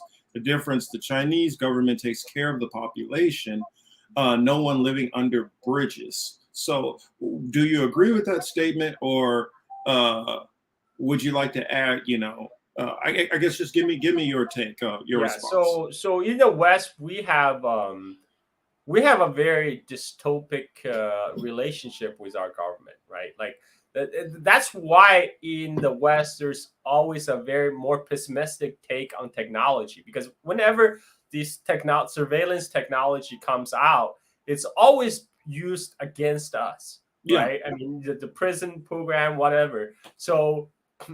But when when West is reporting on China, they tend to focus. Again, it's 100% projection, right? So when they focus on China, they're trying to present China as this dystopian tech world where everybody's under surveillance. There's no privacy, and Because when I was I would say I don't think there is a more modern place that has technology that isn't under a good degree of surveillance tech. Unfortunately. yeah, I mean, like one of the city with the most cameras, like London, Yeah, right? London. London, New York. So I went to China in 2019, and so I did observe there's a lot of cameras. Like there's camera everywhere. I even put up I took some pictures and posted on Twitter because I was in a park and I couldn't find a bathroom, so I was trying to pee into the bushes. I look up, there's a camera on the tree, so I took a picture of that camera and then posted on Twitter. But what I realized is that Chinese people in China have a very different relationship with technology than say us in the West, because in China, a lot of people, all these cameras or whatever don't really bother people as much. They just thought, oh, this is making this area safer. This is the most complaint they have about camera is about traffic tickets, because Yeah. because when the camera gets you, it's an automatic traffic ticket. So that's the biggest complaint I have heard from the Chinese people about the cameras. And so they have a very different technology because they see their life being improved by technology over the last 40 years, greatly improved by technology. And again, like, similar kind of what Hank Yu was referring to is, they don't see, whereas in the West, the government is for sure using the technology to spy on us, to do all these nefarious things on us. I mean, I'm sure those things still exist in China, but the Chinese people generally are very optimistic about Okay. the technology. Yeah, I They was wondering how they feel because I know that I know definitely in the West it's not welcome. So I was wondering if it's that same feeling in China, if the surveillance is as much of annoyance to people in China versus over here. No, I mean, yeah. I from the people I talk to on the street, my relatives, the friends. I mean, they didn't bother them. All the presence of the cameras. They said, oh, it's making this area safer. I was like, okay, well, if you have no problem with it, I have no problem with it. Okay. Like it's their life. So like, I'm not gonna impose my own views and values on them, right? I mean, yeah, I feel the same way. I mean, different countries have like different. Like I remember being in Italy. If your car got stolen in Italy, I was always told you better find it before the police do, because in Italy they charge you, Oh, an exorbitant amount to get the oh, car back. wow. And so, versus the U.S., you find the car, you might have to pay the impound fees to get it out, but there's additional charges you pay in Italy, which I've been able to see many people go through. Yipper has a question here.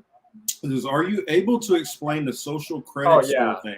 it doesn't exist. It doesn't exist. So if you look, there's actual. I think it's from Foreign Policy magazine, from 2018. There's an article called "China's Social Credit System is a Myth." It actually explained that this was started as a meme, but it actually is not implemented. There's no nationwide social credit score in China. There were some cities that were trying to pilot something like that, but this is by no means being implemented nationwide in China. But you know what? There is something similar in the West. It's called your credit score. Yeah, actual credit China score. does not have that. We have credit score in US, Yeah. but China don't have that. So there you go. But there's no social credit system in China. At least not the way it was presented on social media. Let's see. Kelly has a question. Has Carl ever seen the Terracotta Warriors? That No, is I on my have bucket list. not. That's also on my bucket list. That's one part of China I have not been to because I mostly travel within southern China because my mom's family and my dad's side of the family living on the both end of Yangtze River. My dad's side of the family live near like 45 minutes south of Shanghai, and my mom's family is from Chongqing, where I was born in the upper reach of Yangtze River. So since I was a child, I used to travel down the Yangtze River and take the train through South China. That's what I did in 2019 as well. I took trains crisscross China, most of the southern China. But the only time I had been to northern China was in 2010 when I went to Beijing and Tianjin. So next time, well, when China opens up again, maybe Yeah. hopefully soon, I would definitely like to visit Western China. I want to take I want to make a a vlog of me traveling through China on high speed trains to places like Xinjiang, I'm gonna do like live stream of me walking in Xinjiang, talking to locals to show people what is really like. Like this not like a concentration camp like people say. See, So that's I'm my trying to goal. remember. It was one other story that I wanted to bring up with you too. That was I always have more than one. A couple Okay. of different things which I would ask you. But what was it? The technology. Oh well, Yipper says, "Yep, credit. You can leave without credits. You can leave without credit scores." Are you saying in America or in China? Not sure. But the technology, I've been noticing a lot of technology going on, especially in the manufacturing areas. So Yeah. what have you seen about that? Like, what industries? Is that any particular industry? Is it all the industries? What's been going on with the technology side? Oh, that's a great point because first automation has been adopted very widely through China. One of the reason we here in US had some problem with the supply chains because COVID, during in Port of Los Angeles, Port of Long Beach, etc. But China, one of the reasons they have been keeping the ports open, even during the Shanghai lockdown, is because the largest ports in China are fully automated. You see all these all these driverless trucks and cranes. Really? So you said fully automated. Yeah, That fully means all the automated trucks, ports. cranes, like Yep, forklifts, all that stuff. yep. Wow. So they have very few people, very few people. So you can't find videos of them on internet. Fully automated ports in China, and so this is one reason they could have keep the keep your Amazon shipping arrive on time even during the Mm. COVID lockdowns. And a lot of also in factories. That's why like people don't realize China is not no longer a place where we outsource cheap manufacturing of toys and shoes. In fact, those labor intensive industries have moved out of China because the wage has gone up in China now. So the labor now you're more likely to see your shoes made in like Vietnam or Cambodia or Yeah. Bangladesh. And a lot of the Chinese factory inside China, they're going through automation. I think it's very important that the robotics and automation because the Chinese population is also going to eventually decline because the Chinese birth rate has fallen dramatically, and Really?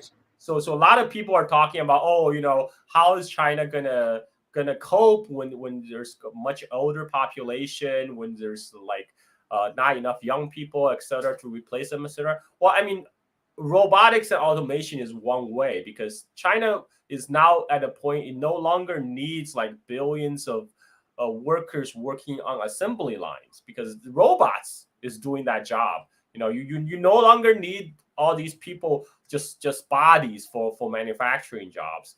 The like so that more people is more needed in maybe programmers, maybe like managers, information managers, that type of thing, more service oriented. So that's something that's maybe people are not aware of in the West. Automation is a big thing in the Chinese manufacturing right now. Okay, I'll ask that. Kelly asks, what is the weirdest liquor that Carl has ever drank in China that had an animal in the bottle? Okay, I don't really drink, but I have seen liquors with snake in them, like that's supposedly it's supposed to fortify you or whatever. But I never had a found a taste for liquor, and especially Chinese liquor, because when I was 5 year old, during my uncle's wedding, there's no drinking limit in China, by the way. So when I was 5 year old, I tried the shot of Chinese baijiu, which is distilled rice liquor. Oh man, that shit tastes foul. It's like kerosene. After that, that put me off liquor for life. It was like so. After that, I'm like, okay, that's it. I'm done with liquor. And but yeah, I've seen like jars of like snakes in the liquor, and it's supposed to be. I don't know. It's supposed to have all these health benefits, but I never tried. I never tried. Sorry, sorry. Yeah, I mean that yeah. I see something floating in mind. I don't want it. There's a dish called the drunken shrimp. So what they will do is they will pour live shrimp. They will put live shrimp into the hard liquor, and the shrimp will drown. Of course, they will die from alcohol poisoning, and then you use your chopstick to cook the shrimp. But there's another version called beer shrimp. I wouldn't touch the beer. I mean, like the Chinese liquor is pretty strong. They could be like 75% alcohol. Like that is, but beer, that's just not enough alcoholic content to kill the germs, man. Like I would not touch that. There's something called beer shrimp. They do the same, but except with beer. But I would not touch that. The beer would not be able to kill like all the germs and parasites in the shrimp. I would not recommend. Hey Noli. Hey Noli, by the way. And Signs has a question here. Or I guess comment. I love to see a zoo too in China. At Kelly, and I combined your names. Kelly and Carl. Pangolin, never seen one. So I was wondering, are you familiar with that zoo? I guess a pangolin is an animal with like covered with scales. Yeah. I have not seen that. Like only place I would recommend is like go to Chengdu to see the pandas. They have like these panda reserves where they breed baby pandas in captivity. So like sometimes you pay a fee and they will allow you to take a photo with take a picture holding the baby panda. So that's worth a visit. That's what I would recommend. I don't know about I like pandas. Pandas are cool. Yeah. I was wondering. I've been looking at like a lot of different robotic technology, and I was wondering, have you started seeing any of the applications of robotic body parts and stuff like that? I've seen like for people who had accidents and things like that, they've been working on a lot of that technology in China. And I was wondering if you've actually seen it like in action yet, people getting like replacement hands or arms or legs and things like that, or assisted, lifts for paralyzed. So I seen exoskeletons. I'm not sure if it has been it was a prototype or it was being implemented, but I saw videos on Chinese social media where they had some like there was a woman worker who like those delivery workers, right? She was using an exoskeleton to move a fridge Yes. up the stairs to deliver to the door. And so I seen that. So I seen the exoskeleton. I mean, like a lot of these technologies were originally developed in the United States for military use, right? Well, and that's what like. I'll put the disclaimer on. The reason why the tech stuff has always caught my attention, because I tell you this, growing up a kid in the 80s, I've been always scared of the robots taking over. And so seeing a lot of this automation and, automated vehicles and a lot of this stuff like really like picking up, I've been worried about how that, because business is always going to look for the cheapest labor source.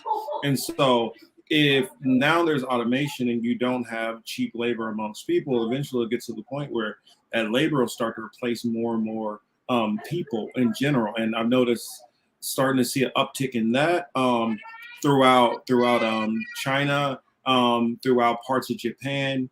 I've noticed a lot more of that technology being built in the UK. It hasn't been an application.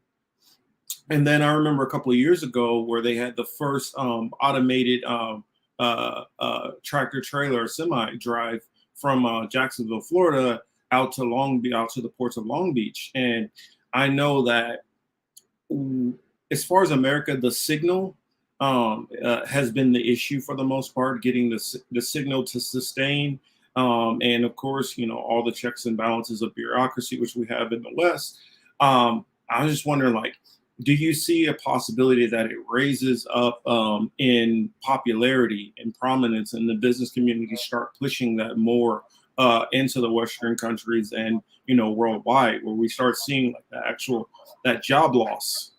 Because in China, like you said, there's that fall of birth rates, and maybe there might not be as many people who are going to be affected as much because the population is dropping with the amount of automation that's rising. But in the States, particularly, I don't believe America is going to really take care of the people as they start losing their jobs to automation. No, I agree. I think either way, automation is the future. That has in China, that's being widely adopted. I mean, and I think even in US, I think ultimately driverless trucks will be a thing. Even Andrew Yang, I'm not a big fan, but he has talked about this. He talked about this in well, that's what the whole UBI thing was about. Yes, exactly. I mean that. This I think that's going to be the future, and it won't be that far future either. I mean, like they have all the technology right now today. They just need to work out some kinks. So I mean, I can see driverless trucks in next 5-10 years. Yeah, I was going to ask you, so that would basically line up close to the Agenda 2030, which a lot of people have talked about with the World Economic Forum. And, that's been something which I've been kind of keeping my eye on, because in the States, there's a lot of people who've been talking about, we can start doing labor strikes and we can do this. And I mean, I hate to be the bearer of bad news, to be pessimistic, but I feel like in America, we've kind of missed that point. We've missed that bubble. For one, the labor unions are not nearly as strong as they used to be.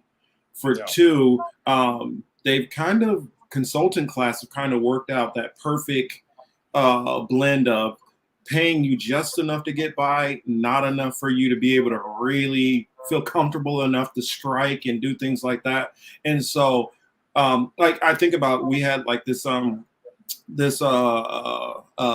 where they were trying to strike in a bunch of different cities, and like I went to the one out in California, and just a sign, the fact that you had to have it on a Sunday, on an off day, shows that Americans don't really have that autonomy to be able to actually really, use their power of labor, as far as striking. So, I mean, I look at that automation and stuff is going to be on Americans a lot sooner than later. And when people start getting to now we need to hit the streets, they're like, we don't really even need you anymore. So go ahead, strike, protest all you want. Yeah. Unfortunately, in U.S., the labor union has really declined. I mean, like, I think in general, after the collapse of the Soviet Union, it feels like the U.S. elite feels like they no longer have to bribe the working class. Like Mm-hmm. now they don't have an ideological rival. They don't even have to concede the rights they used to concede in order to get the working class not to revolt. Yeah. And so yeah, I was that's another reason I think they're gonna go auto especially the capitalist class will choose automation because hey, the machines, they don't complain. They won't Mm-hmm. complain about They don't overtime. need time off, They none don't of need that. They don't need sick time. They don't need to find a babysitter. Nope. I mean, that's what I believe is honestly coming. And then when people start feeling like, well, we need to get to the point of revolution and we need to take to the streets, like, some people have even advocated for like armed revolutions. When we get to that point, the military is already, well, the government is already have things in mind to deal with crowd controls and weapons, and that's what all this I have surveillance about. So they're robots. gonna know when you're already building up. They already have Terminator robots patrolling the streets. Exactly. Yes. Yeah, I mean, like they already have those Boston Dynamic robot dogs freaking like patrolling. Oh God, yeah. Well, we even have the literally when you talked about Terminator. I mean, I don't know if you remember RoboCop. You remember Yes, the first yes. RoboCop, the Ed I, 209? I saw They it in have a China. version of one of those. Yeah, Mm-hmm. I saw RoboCop in China dubbed into Chinese when I was a little kid. I'm telling you, Ed 209 is coming, Yeah. and so when everybody says I'm gonna go get my AR-15s and run down the street, and I'm like, okay, cool. We'll just bring out the Ed 209s. We'll bring out the tech. That's the reason why I feel like there's been such a budget being flooded to our police forces to militarize our police forces. So when it does get to that point, they will be able to respond already. So it's like where plenty of Americans are talking about building up their armies, or their militias and all that. The U.S. is already planning for it and already building up to prevent that. So it's like every move that most people, and that's where the surveillance comes in. If they're able to surveil you, in which that stuff which Julian Assange talked about, that stuff which Edward Snowden has talked about, that stuff which geez, I can't forget. I'm forgetting her name right now. Geez, Chelsea Manning. That's stuff that all of them have talked about, about this surveillance. And I mean, they literally use our own phones. Uh, poor Peter Weller. Exactly.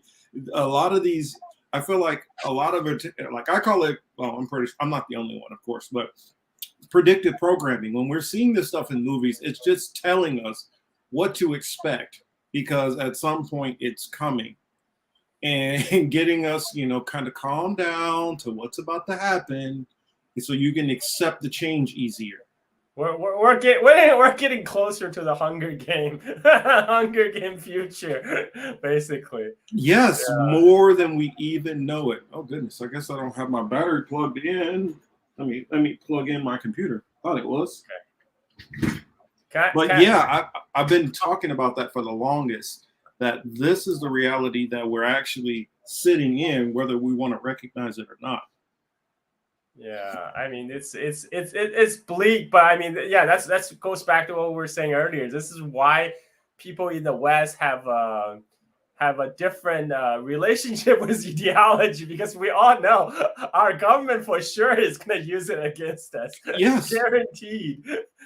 Well, I mean, if you look at the government is used, if they've had no problem, no compunctions doing this around the world, there are different people. And you look back through American history, you had the Trail of Tears, you've had various different encampments, you've had segregation, you've had all of these different things that went on.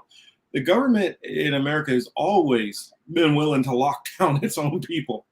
And so when it gets to the point when we actually really, I'm not going to say we, because I won't be out there with you guys. I'm putting that out there right now.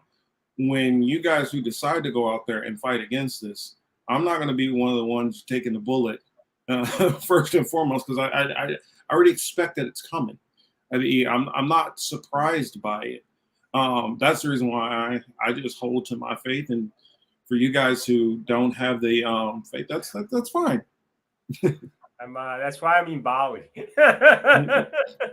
Well, I mean, I look at it like this. It's going to get to a point where, well, if you look at how the banking system is went on, the United States has literally fought against everybody who did not want to come up under, the banking system. I mean, if you didn't want to deal with the IMF and all of these different banks, I mean, I remember not too long ago, what was it? North Korea, Iran, Cuba, and like one other, Libya, and like a couple other countries. And so the countries who were not involved with the U.S. banking system, or not U.S. banking, I'll say Western banks in general, were the ones who the U.S. had a problem with, or the Western powers had a problem with, and the reason why is it's all about getting you under thumb of the Western powers and hegemony. Just U.S. just trying to move off dollar. Saddam tried to do that. Try to use euro to pay for the oil and then Gaddafi trying to have an African currency. Look at what happened to them. So I don't know how long you plan to go out, but I really need to take a bathroom break. If you gotta, I guess we can go ahead and close out, and then next time around we can. I want to get one more question from you before you go. The shooting we talked about out here. How much do you know about that, and like some of the ins and outs? Because for those, most people were focused on the Buffalo shooting, and I'm not saying we shouldn't be, but a lot of people missed about the shooting which happened here in Orange County, close to me. Which turned into, basically, it was a China versus Taiwan kind of political shooting. This is just I mean, like, this is how unprincipled U.S. media is. When I read that, they presented as Chinese immigrant, open fire in a Taiwanese church, due to his hatred of the Taiwanese people, and some blue checks on Twitter suggesting, oh, this is what the CCP propaganda lead to. And what if you actually read it, then you find out, if you read beyond the headlines, then you find out the shooter was from Taiwan. Mm-hmm. The shooter is from Taiwan. And in fact, in the Taiwanese news reported, they already confirmed the guy was actually born in Taiwan. He was born he saw his family, his like wife and kids are still in Taiwan. Yes. He was born in Taiwan, grew up in Taiwan, serving the Taiwan military, right? And then there was a follow-up report from LA Times, which provided even more background. So he was after he immigrated U.S., he actually joined the Marines.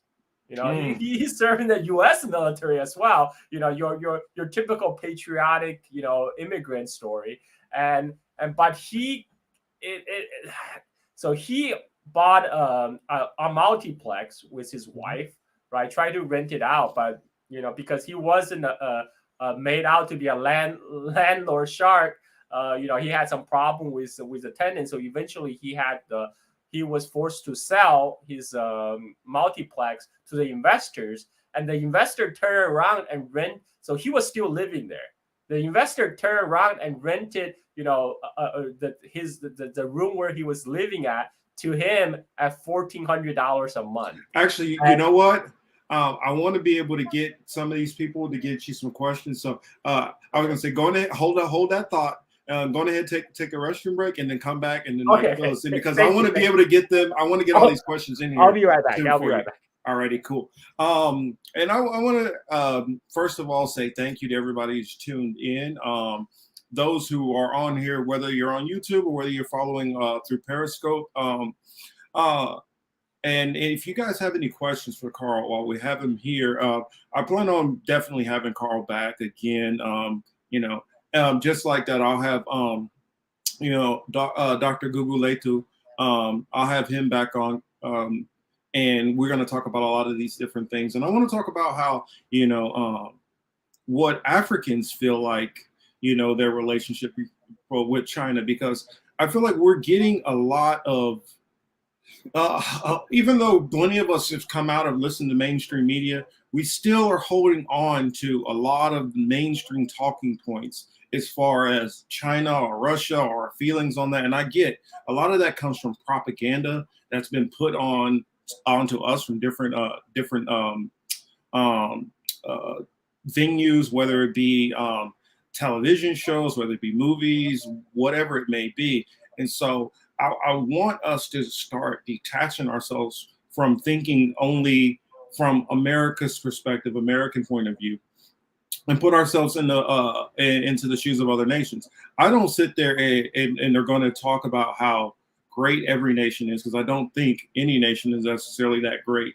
I also don't think that all these nations are necessarily that evil either.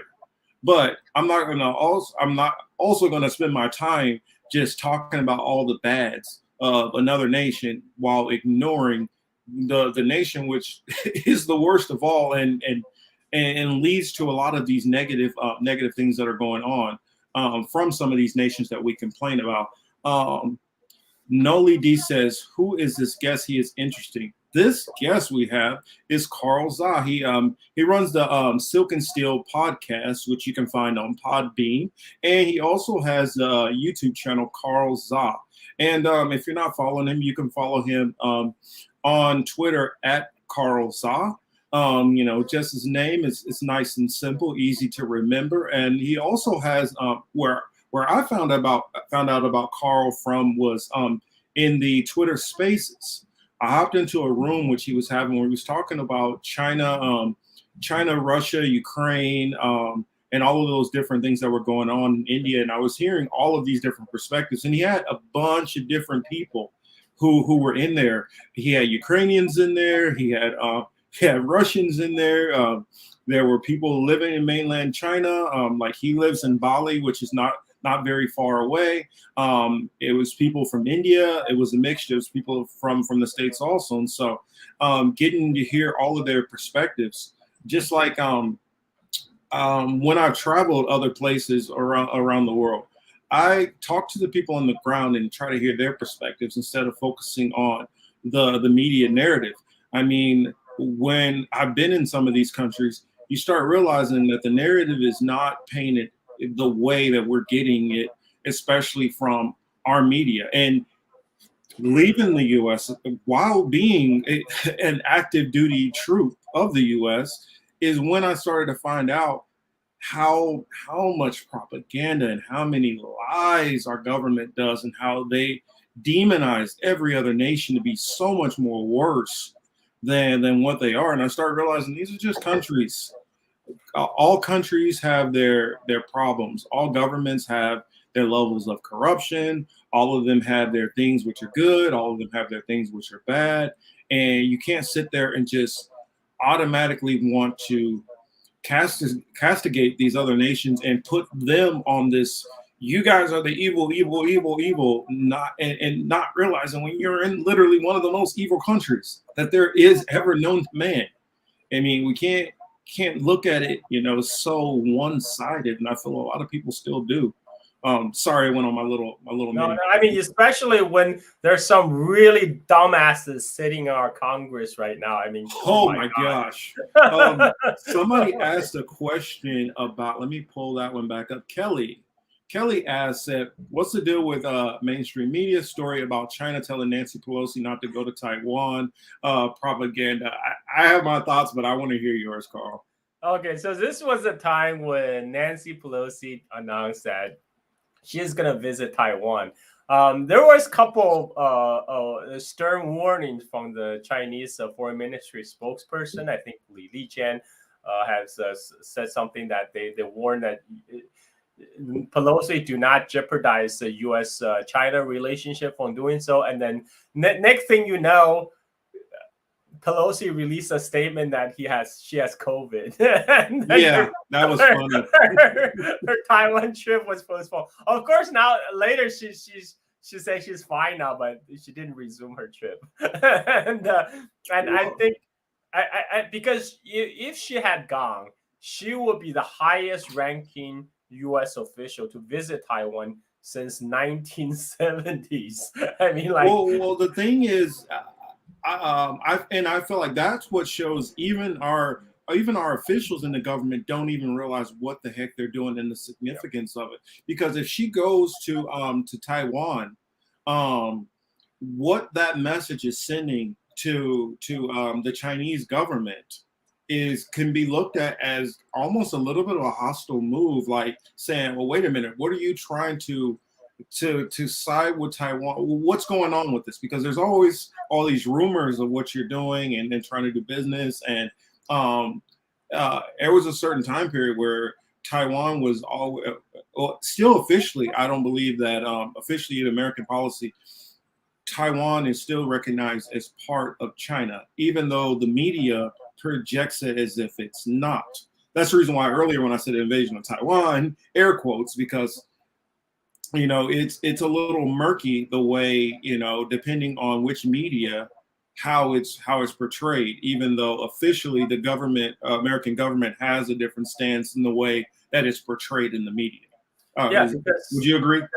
yeah, because I mean, as a result of Nixon's visit to China, so prior to 1970s, United States didn't have a diplomatic relationship with People's Republic of China on the mainland, and it recognized the government on Taiwan as a legitimate government of all China, right? So, Mm-hmm. so you pretend Taiwan is China, and then as during the Nixon visit, the two side issue, the two side in Shanghai issues a Shanghai communique.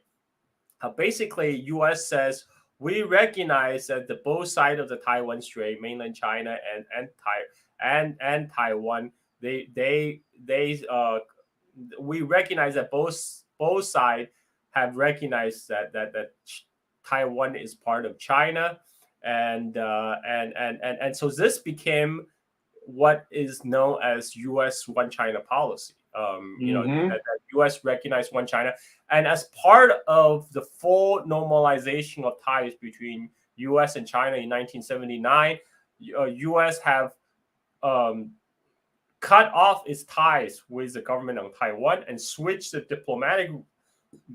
diplomatic relation with PRC. So even today, United States government, it does not have an embassy, in Taiwan. It has something called the liaison office, which serves as kind of de facto embassy. But U.S. do not have official ties with Taiwan because of One China policy. Which only recognize the government in Beijing as the sole legitimate government of China. And so for Nancy Pelosi to go at this juncture is basically walking away from the U.S. declaration in the Shanghai Communique, and it breaks a precedence because since 1970, after Nixon visited China, the top U.S. leaders have refrained from visiting Taiwan, and if you really think about it, what would Nancy Pelosi's visit to Taiwan would achieve? I mean, today, if they really Nothing. yeah, it's today really important. She has no power to officially do anything, but and symbolically, it would just be exactly. It's a symbolic importance. Everything mm-hmm. is symbolism, and the symbolism, most of all, is to show China, hey, we can do whatever we want in what you consider is your domestic policy, but we have completely disregard of that because we're the United States. That's what essentially it's signaling, and it's not very helpful at the present situation, to say the least. So I think it's good that she stopped visiting Taiwan. It's just unnecessary and not necessarily provocative Mm-hmm. at this point. And right now, I mean, I think the important thing is there's still peace across Taiwan Strait, so there's no war, right? Unlike what the U.S. media is clamoring for, Yeah. and so I think it's in the interest of people on the both sides of Taiwan Strait to maintain the current peace. across the Taiwan Strait, and make sure that a war does not break out. And Nancy Pelosi's action definitely was not helpful to that end. No. And it was a good thing that she stopped. This is my take. Let's see. I got a fun question for you, sort of fun question for you, and then I got kind of a more serious question. We're carrying sign says, "I'll take your tour of Bali as well," which I would take that too. I would definitely want to see that. Yeah, come on over. And then Carl, is Bali ever going to be more progressive with marijuana? No. Sorry, no. Well, I mean, No. to make, it's generally a bad idea to do drugs in Southeast Asia because they're pretty strict anywhere over there. Yeah, I mean, but in Bali, because it's a tourism a place, like the rules may be a little bit lax toward the foreigners. But I would not recommend it. I personally, I mean, like, okay, yeah, you may be able to find some supplier and smoke weed in some places, but if somebody have a beef against you, they can get you thrown out, for that, and more seriously, get you in prison. So I would not recommend it. Yeah, do that in US. Do that in US where you can do it. But in Southeast Asia, I do not recommend. Yeah, my experience, like especially in like Turkey, which technically Turkey would be Asia Minor. Yeah, be careful what you do with some of these countries. You don't want to go to a Turkish Christian. I'll put it that way. I'll just put it that way. Yeah.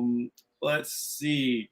Sign says we are in our fourth photo op presidency in a row. Yay. So speaking of presidents, what are your thoughts about Joe Biden's, his little tour of South Korea, because he's brought up China and wanting to kind of, I put it this way, I don't know what he really thinks he's trying to do. I know what he's saying.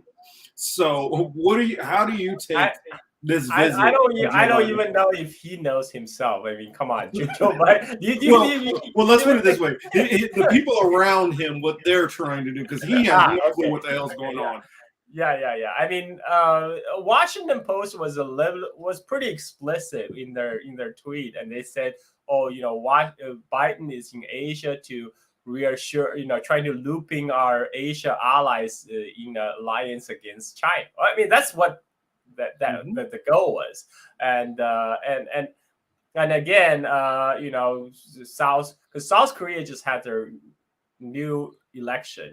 South Korea has a new president who is from the conservative faction, who is usually more seen as more pro-US, right? And so again, this is Biden is trying to shore up the alliances of the China containment. But the problem is, even among the U.S. client states, what I'm talking about, Japan, South Korea, etc., even these countries still want to do business with China. They may be U.S. vassals, but they still they're still looking out for their own. Well, because they don't want to do business with China. I mean, they don't want to do business with the U.S. Like it goes back to that corporation or a store. Even if you don't like all three of the stores, you still would prefer to go to one that's going to give you a better deal. And China is the closest, largest market they have, and Korean companies making bang in China. Like they want to keep a good thing going, and so as much as this kind of symbolic visit from Joe Biden, in the end, you gotta show me the money, right? You gotta show me the money. I mean, like Joe Biden is talking about Samsung investment in United States in the semiconductor manufacturer, et cetera, et cetera.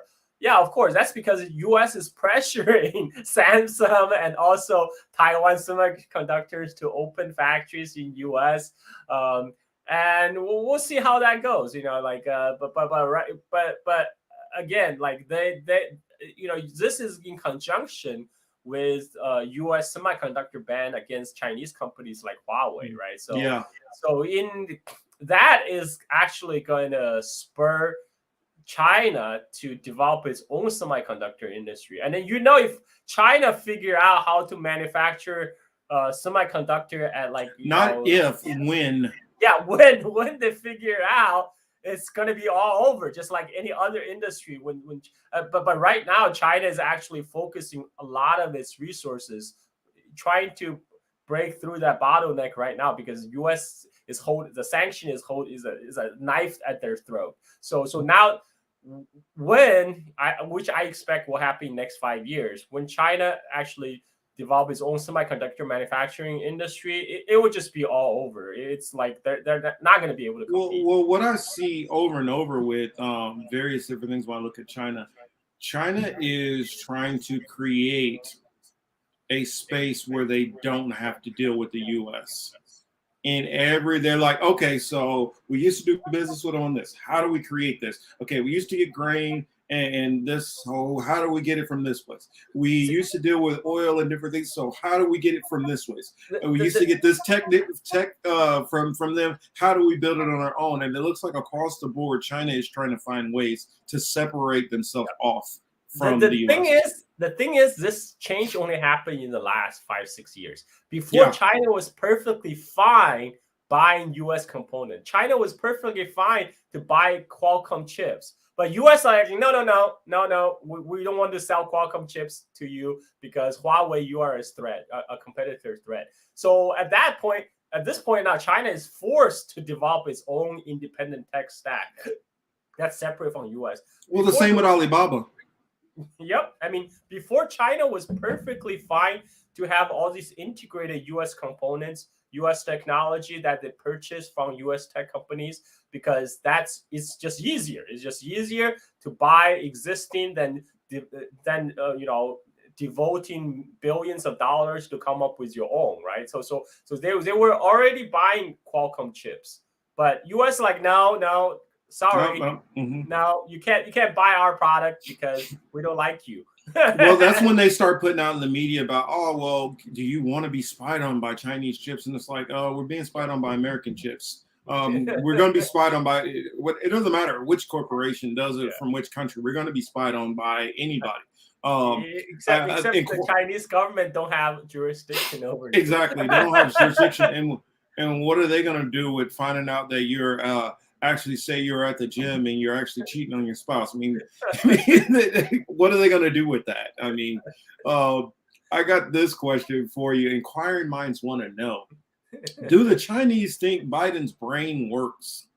Well, I think at this point it doesn't really matter. We all know the deep state is carrying on all the works. I mean, like look at the Biden man. I don't think he even remember what he said yesterday. And it's not because of his stutter, because you can pull up Biden's speech. Yeah, you can compare Biden's speech from 1997. Back then he was perfectly articulate and lucid. I mean, right now what we're doing is senior abuse. Seriously. So I think right now Biden is just being trotted out as a figurehead. Well, I honestly would believe that every president in at least my lifetime has been, nothing but a figurehead.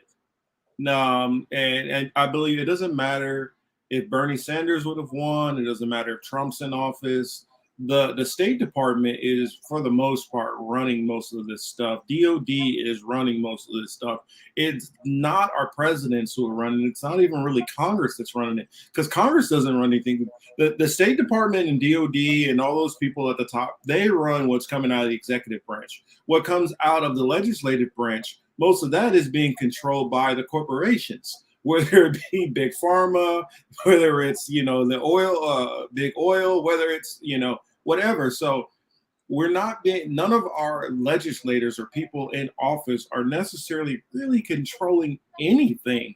That's the reason why I don't pay as much attention to elections, because I don't believe it solves anything, because you're not going to stop the State Department from doing what they're going to do. You're not going to stop the major corporations from doing what they're going to do. Yeah, I mean, before before people are blaming Trump for COVID in U.S. I mean, look at what Biden has done. I mean, like it's they're not going to do anything different. It's just, you can't expect a different color candidate, different with different political stripe, and will just magically solve the problem. It's because the problem is within the system, man. Well, I find that the only difference which I really see is when it comes to cultural issues.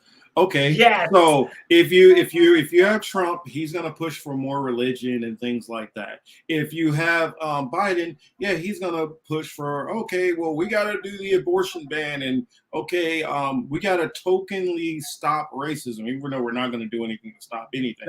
And then we're gonna push more for LGBTQ. So it all breaks down to what is your kind of what kind of issues are you thinking about on the social, on the cultural side? And that's all you're allowed to do, because those things don't affect money.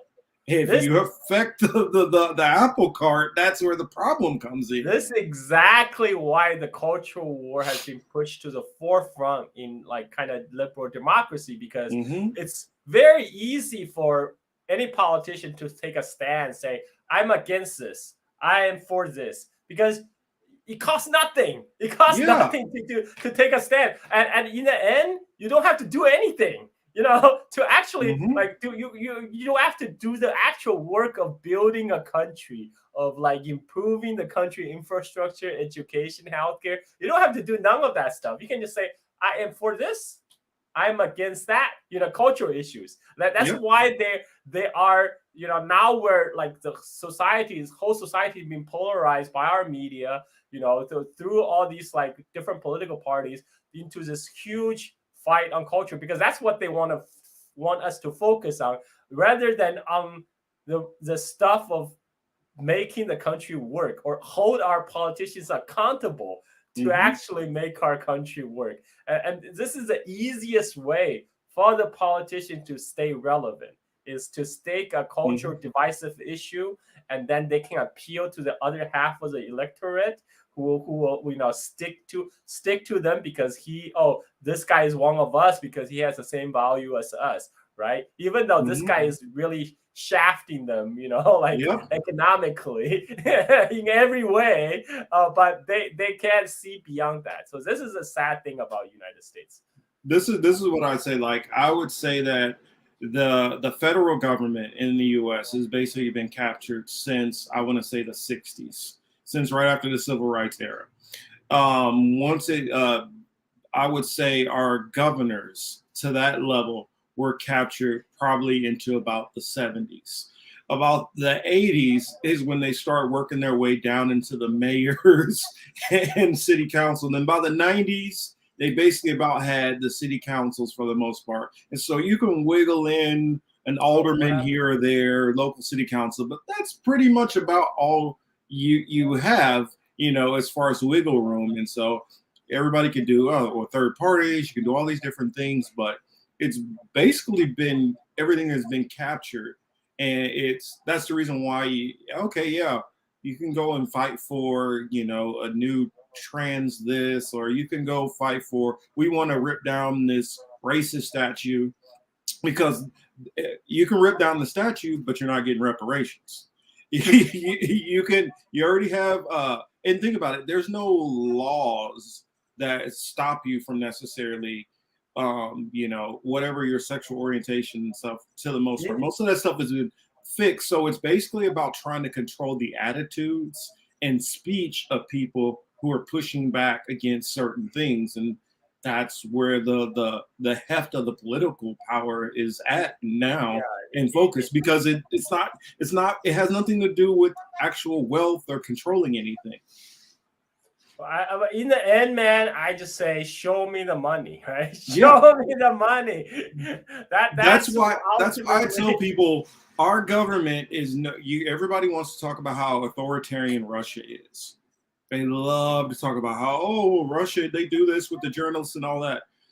America is literally going after a journalist who's not even American and trying to treat him like a traitor. He's not American. Why? Yeah. Why did he doesn't owe any allegiance to us? Julian Assange owes no allegiance to America. And the only issue, the only grief that they have is because he's spilling their secrets. Yes. And the thing Make about us it look is, bad. Assange spills everybody's secrets. If they really looked at it, Assange has spilled secrets on China. He spilled secrets on Russia. He spilled secrets on the U.S. It's just the U.S. is not so forgiving as some of these other nations, and are willing to go through heaven and hell to go after him for opening his mouth. And guess what? You know what does Assange reveal? You revealed us we did horrible things in Iraq, right? Everybody knew this already. Everybody knew we were doing horrible things in Iraq, but no. He still need to be punished just for the principle, like just for the principle of it. I told people, I said, do you know? I said, if only people knew how many U.S. soldiers are used to guard executives who are going after poppy fields in Afghanistan. If they knew some of this stuff, like everybody should go, oh, well, we had to pull out of Afghanistan because we lost. No, not really. What happened is the public kind of no longer liked it, and they're like, all right, okay, we'll give up the game on this. And we've already extracted most of the shit that we wanted. So we'll back out of it, but we're going to be moving into some other theater. So what is our next game plan? Where are we going? Where are we going to sell weapons next? I mean, like I always tell people that because it blows my mind still when I think about it. When I was active duty, Tomahawk cruise missiles, we used to rent those 13 million each one per one, 13 million per month. If you use it, one use, 40 million. So if you needed one, boom, you buy it, spend it, that's 40 million. It's still a lot of money. But the fact that we would have a whole entire weapons magazines full of them, let's say there's 30 of them sitting in there. That's 13 million per every single month. How much money is just being wasted there? Wow. And that's the military industrial complex. That's the reason why we got, Matt Orfalea. I'm not sure if you're familiar with him, but he just did a video about all of the basically former military heads who sit in government, who sit there and oh, we need to get weapons over here to Ukraine.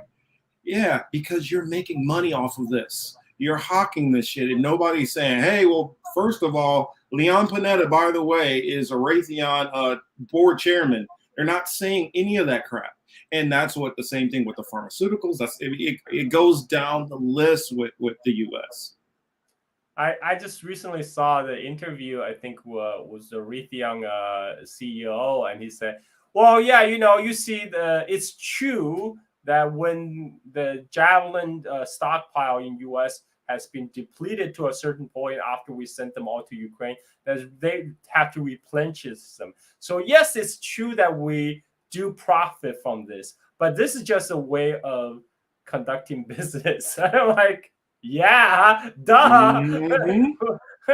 I mean, like, they don't even hide it anymore. It's just pretty disgusting that people kind of not accept it. This is how the U.S. works, and they don't expect anything different.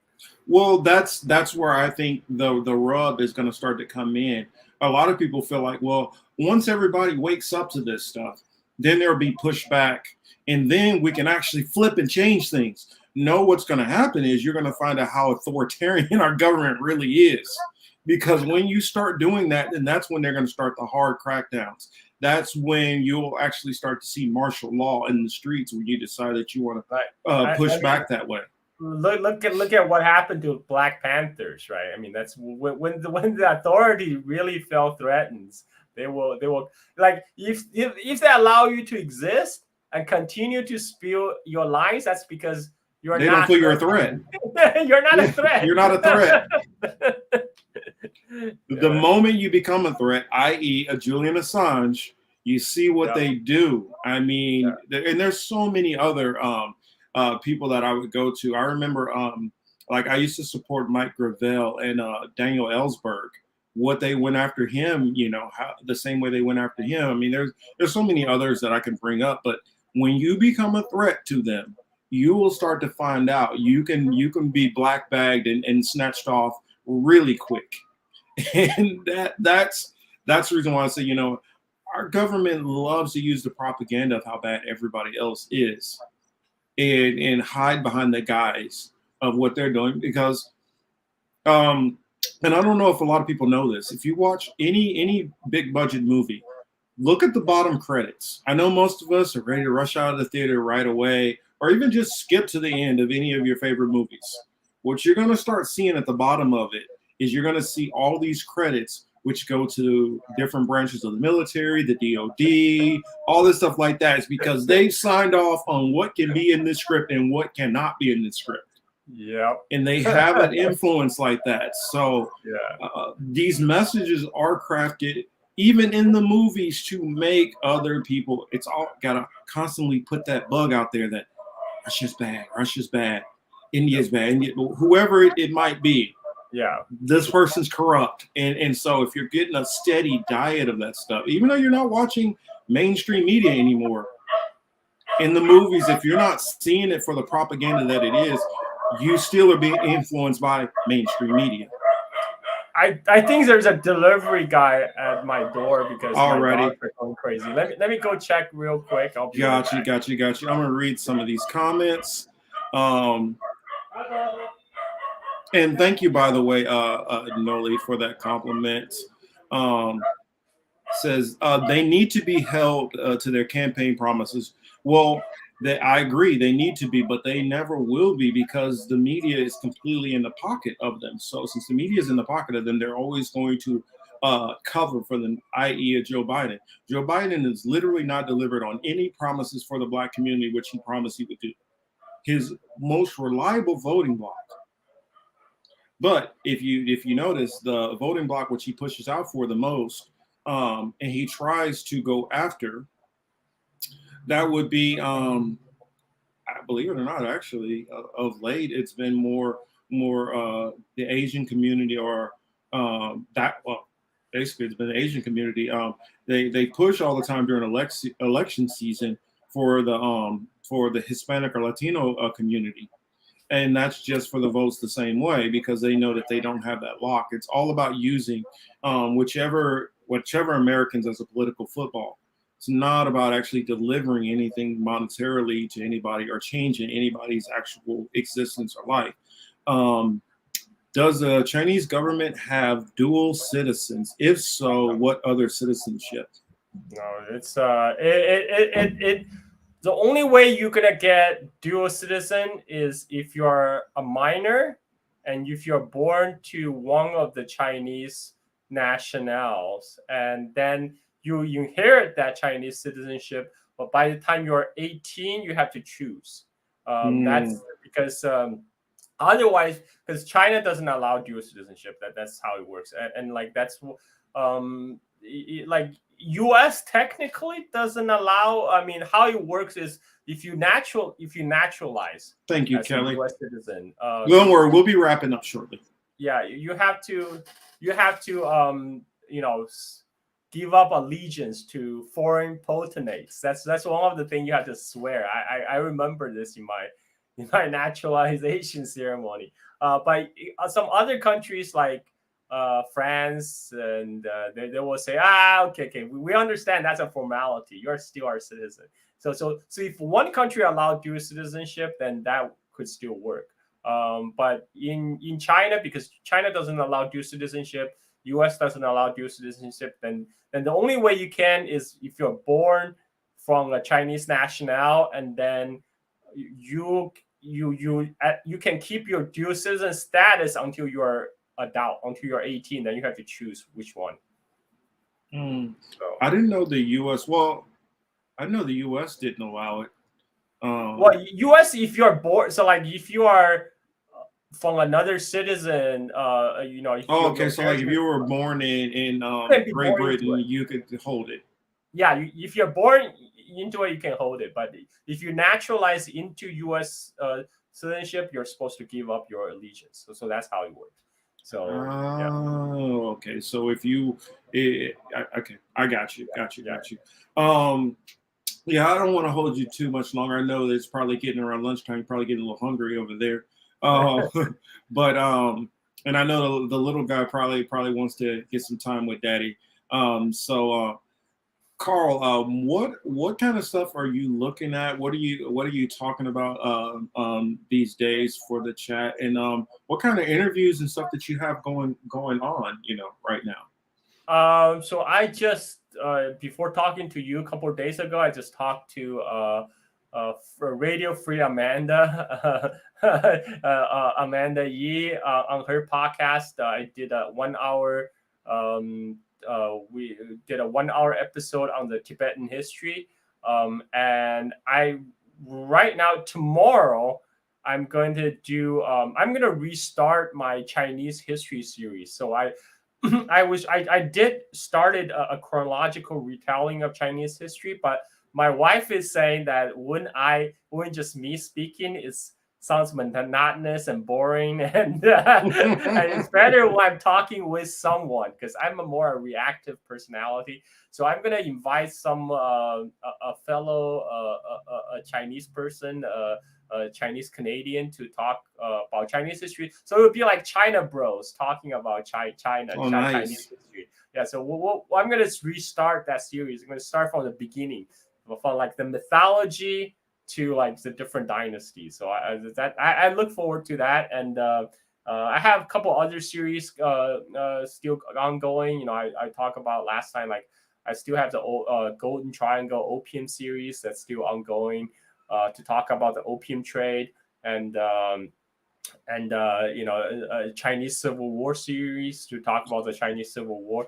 And yeah, and nowadays I just pretty much also whatever current events that people thought was important that would want me to talk about, I talk about, mostly about China, of course. Yeah, so Silk and Steel, people, Silk and Steel Yes. podcast, focus on Yes. China and surrounding I regions. see you got they just signs subscribe to you, so that's good. What I've been trying to I wanted to try to pull up his name so I didn't get it completely way off. Because I've been looking at some of his content. Daniel Dumbril. Yeah, he's good. He's good. And He lives in I China. would love to be able to have both of you on one of these Oh, times. yeah, that I would be know great. he's super busy, and so Sure. like he's like, yeah, anybody who's like DM me, I take a while to get back to him, so bear with me. But especially for some of these people who have some complaints and more pushback. I would love to get both you guys on and then just have a segment where anybody who has their beefs, you guys can just go on ahead and go back and forth. Because I know that you're both of you guys are very knowledgeable, far knowledgeable than myself, and on the subjects. Even though I try, I'm always learning. And I would just like for you guys to be able to explain and give a better perspective because I feel so much of the discourse is swayed and biased that I want every nation to be able to have their fair shake. And like I said, I brought you You on should, here you so I should can look at all the China expert that's tried it out on U.S. media. A lot of them are just old white men. Like, what the hell, dude? yes. And a lot of them don't even speak Chinese. It's like, okay, Hmm. yeah. And so yeah, So I'm so tired of seeing that, and that's the reason why. Like, and I mean, perfect example. When I first went into the military, you had Kosovo and Bosnia and things like that. And when I actually got to actually talk to Bosnians and people from Kosovo and ethnic Albanians and hear their perspective on it, there was a lot more anger towards the U.S. than I was expecting. I was like, wait a minute, I'm supposed to be here to help you guys. And they're like, no, get the fuck out of here. We don't want you here. You're the problem. And I was like, oh, okay. And I find that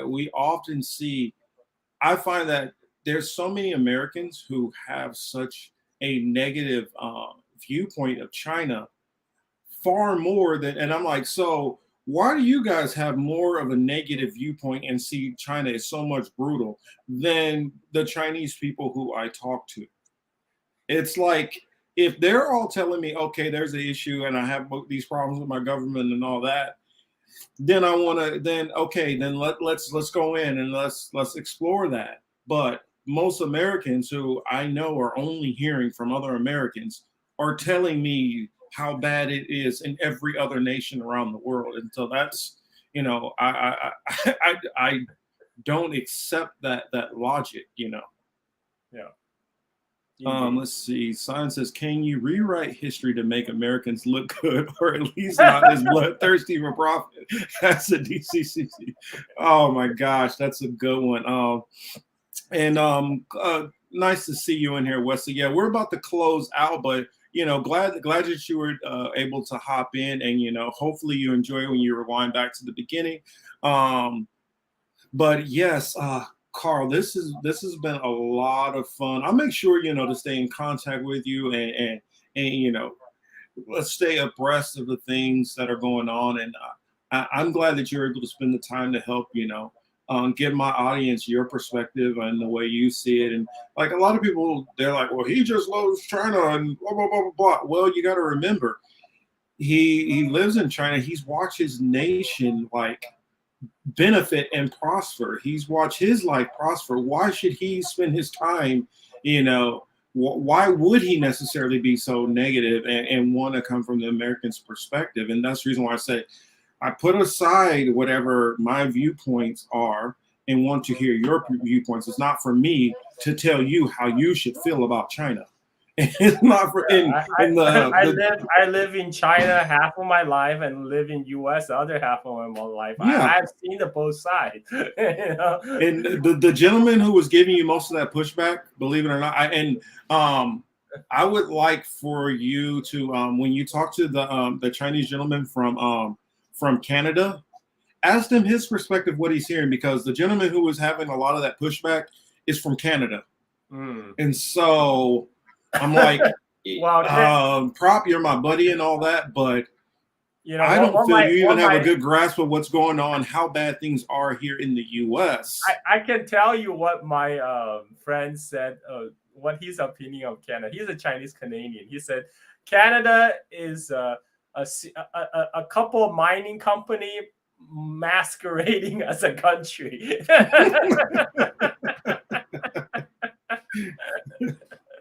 I mean, I look at, and if you look at Trudeau, when you had the trucker strike, how he came down on the people and turned super authoritarian really quick. I'm like, how do you? No person, no citizen from any nation has the nerve.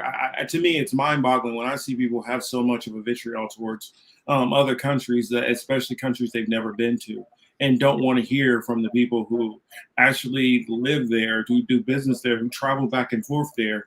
It's I feel like it's Western hypocrisy at its finest. And I always see I gotta say this. I know people are not gonna like this when I say this, but I find it normally comes from white Americans or white Canadians. It's always European descendants who have this super anti-negative view, and I don't want to put you guys like this, but could it be possible that you guys have a blind bias that you're not seeing? Propaganda all their life, and they don't like their notion challenge. That's what it is. And they get super aggro when you're trying to tell them, no, that's not how it is. Well, yeah. It's like I watch other content creators where they did a little bit in college, and they might have went through, say, business, and then they hop on and create a YouTube channel, and they're taking for as much credibility, or maybe not even finished college.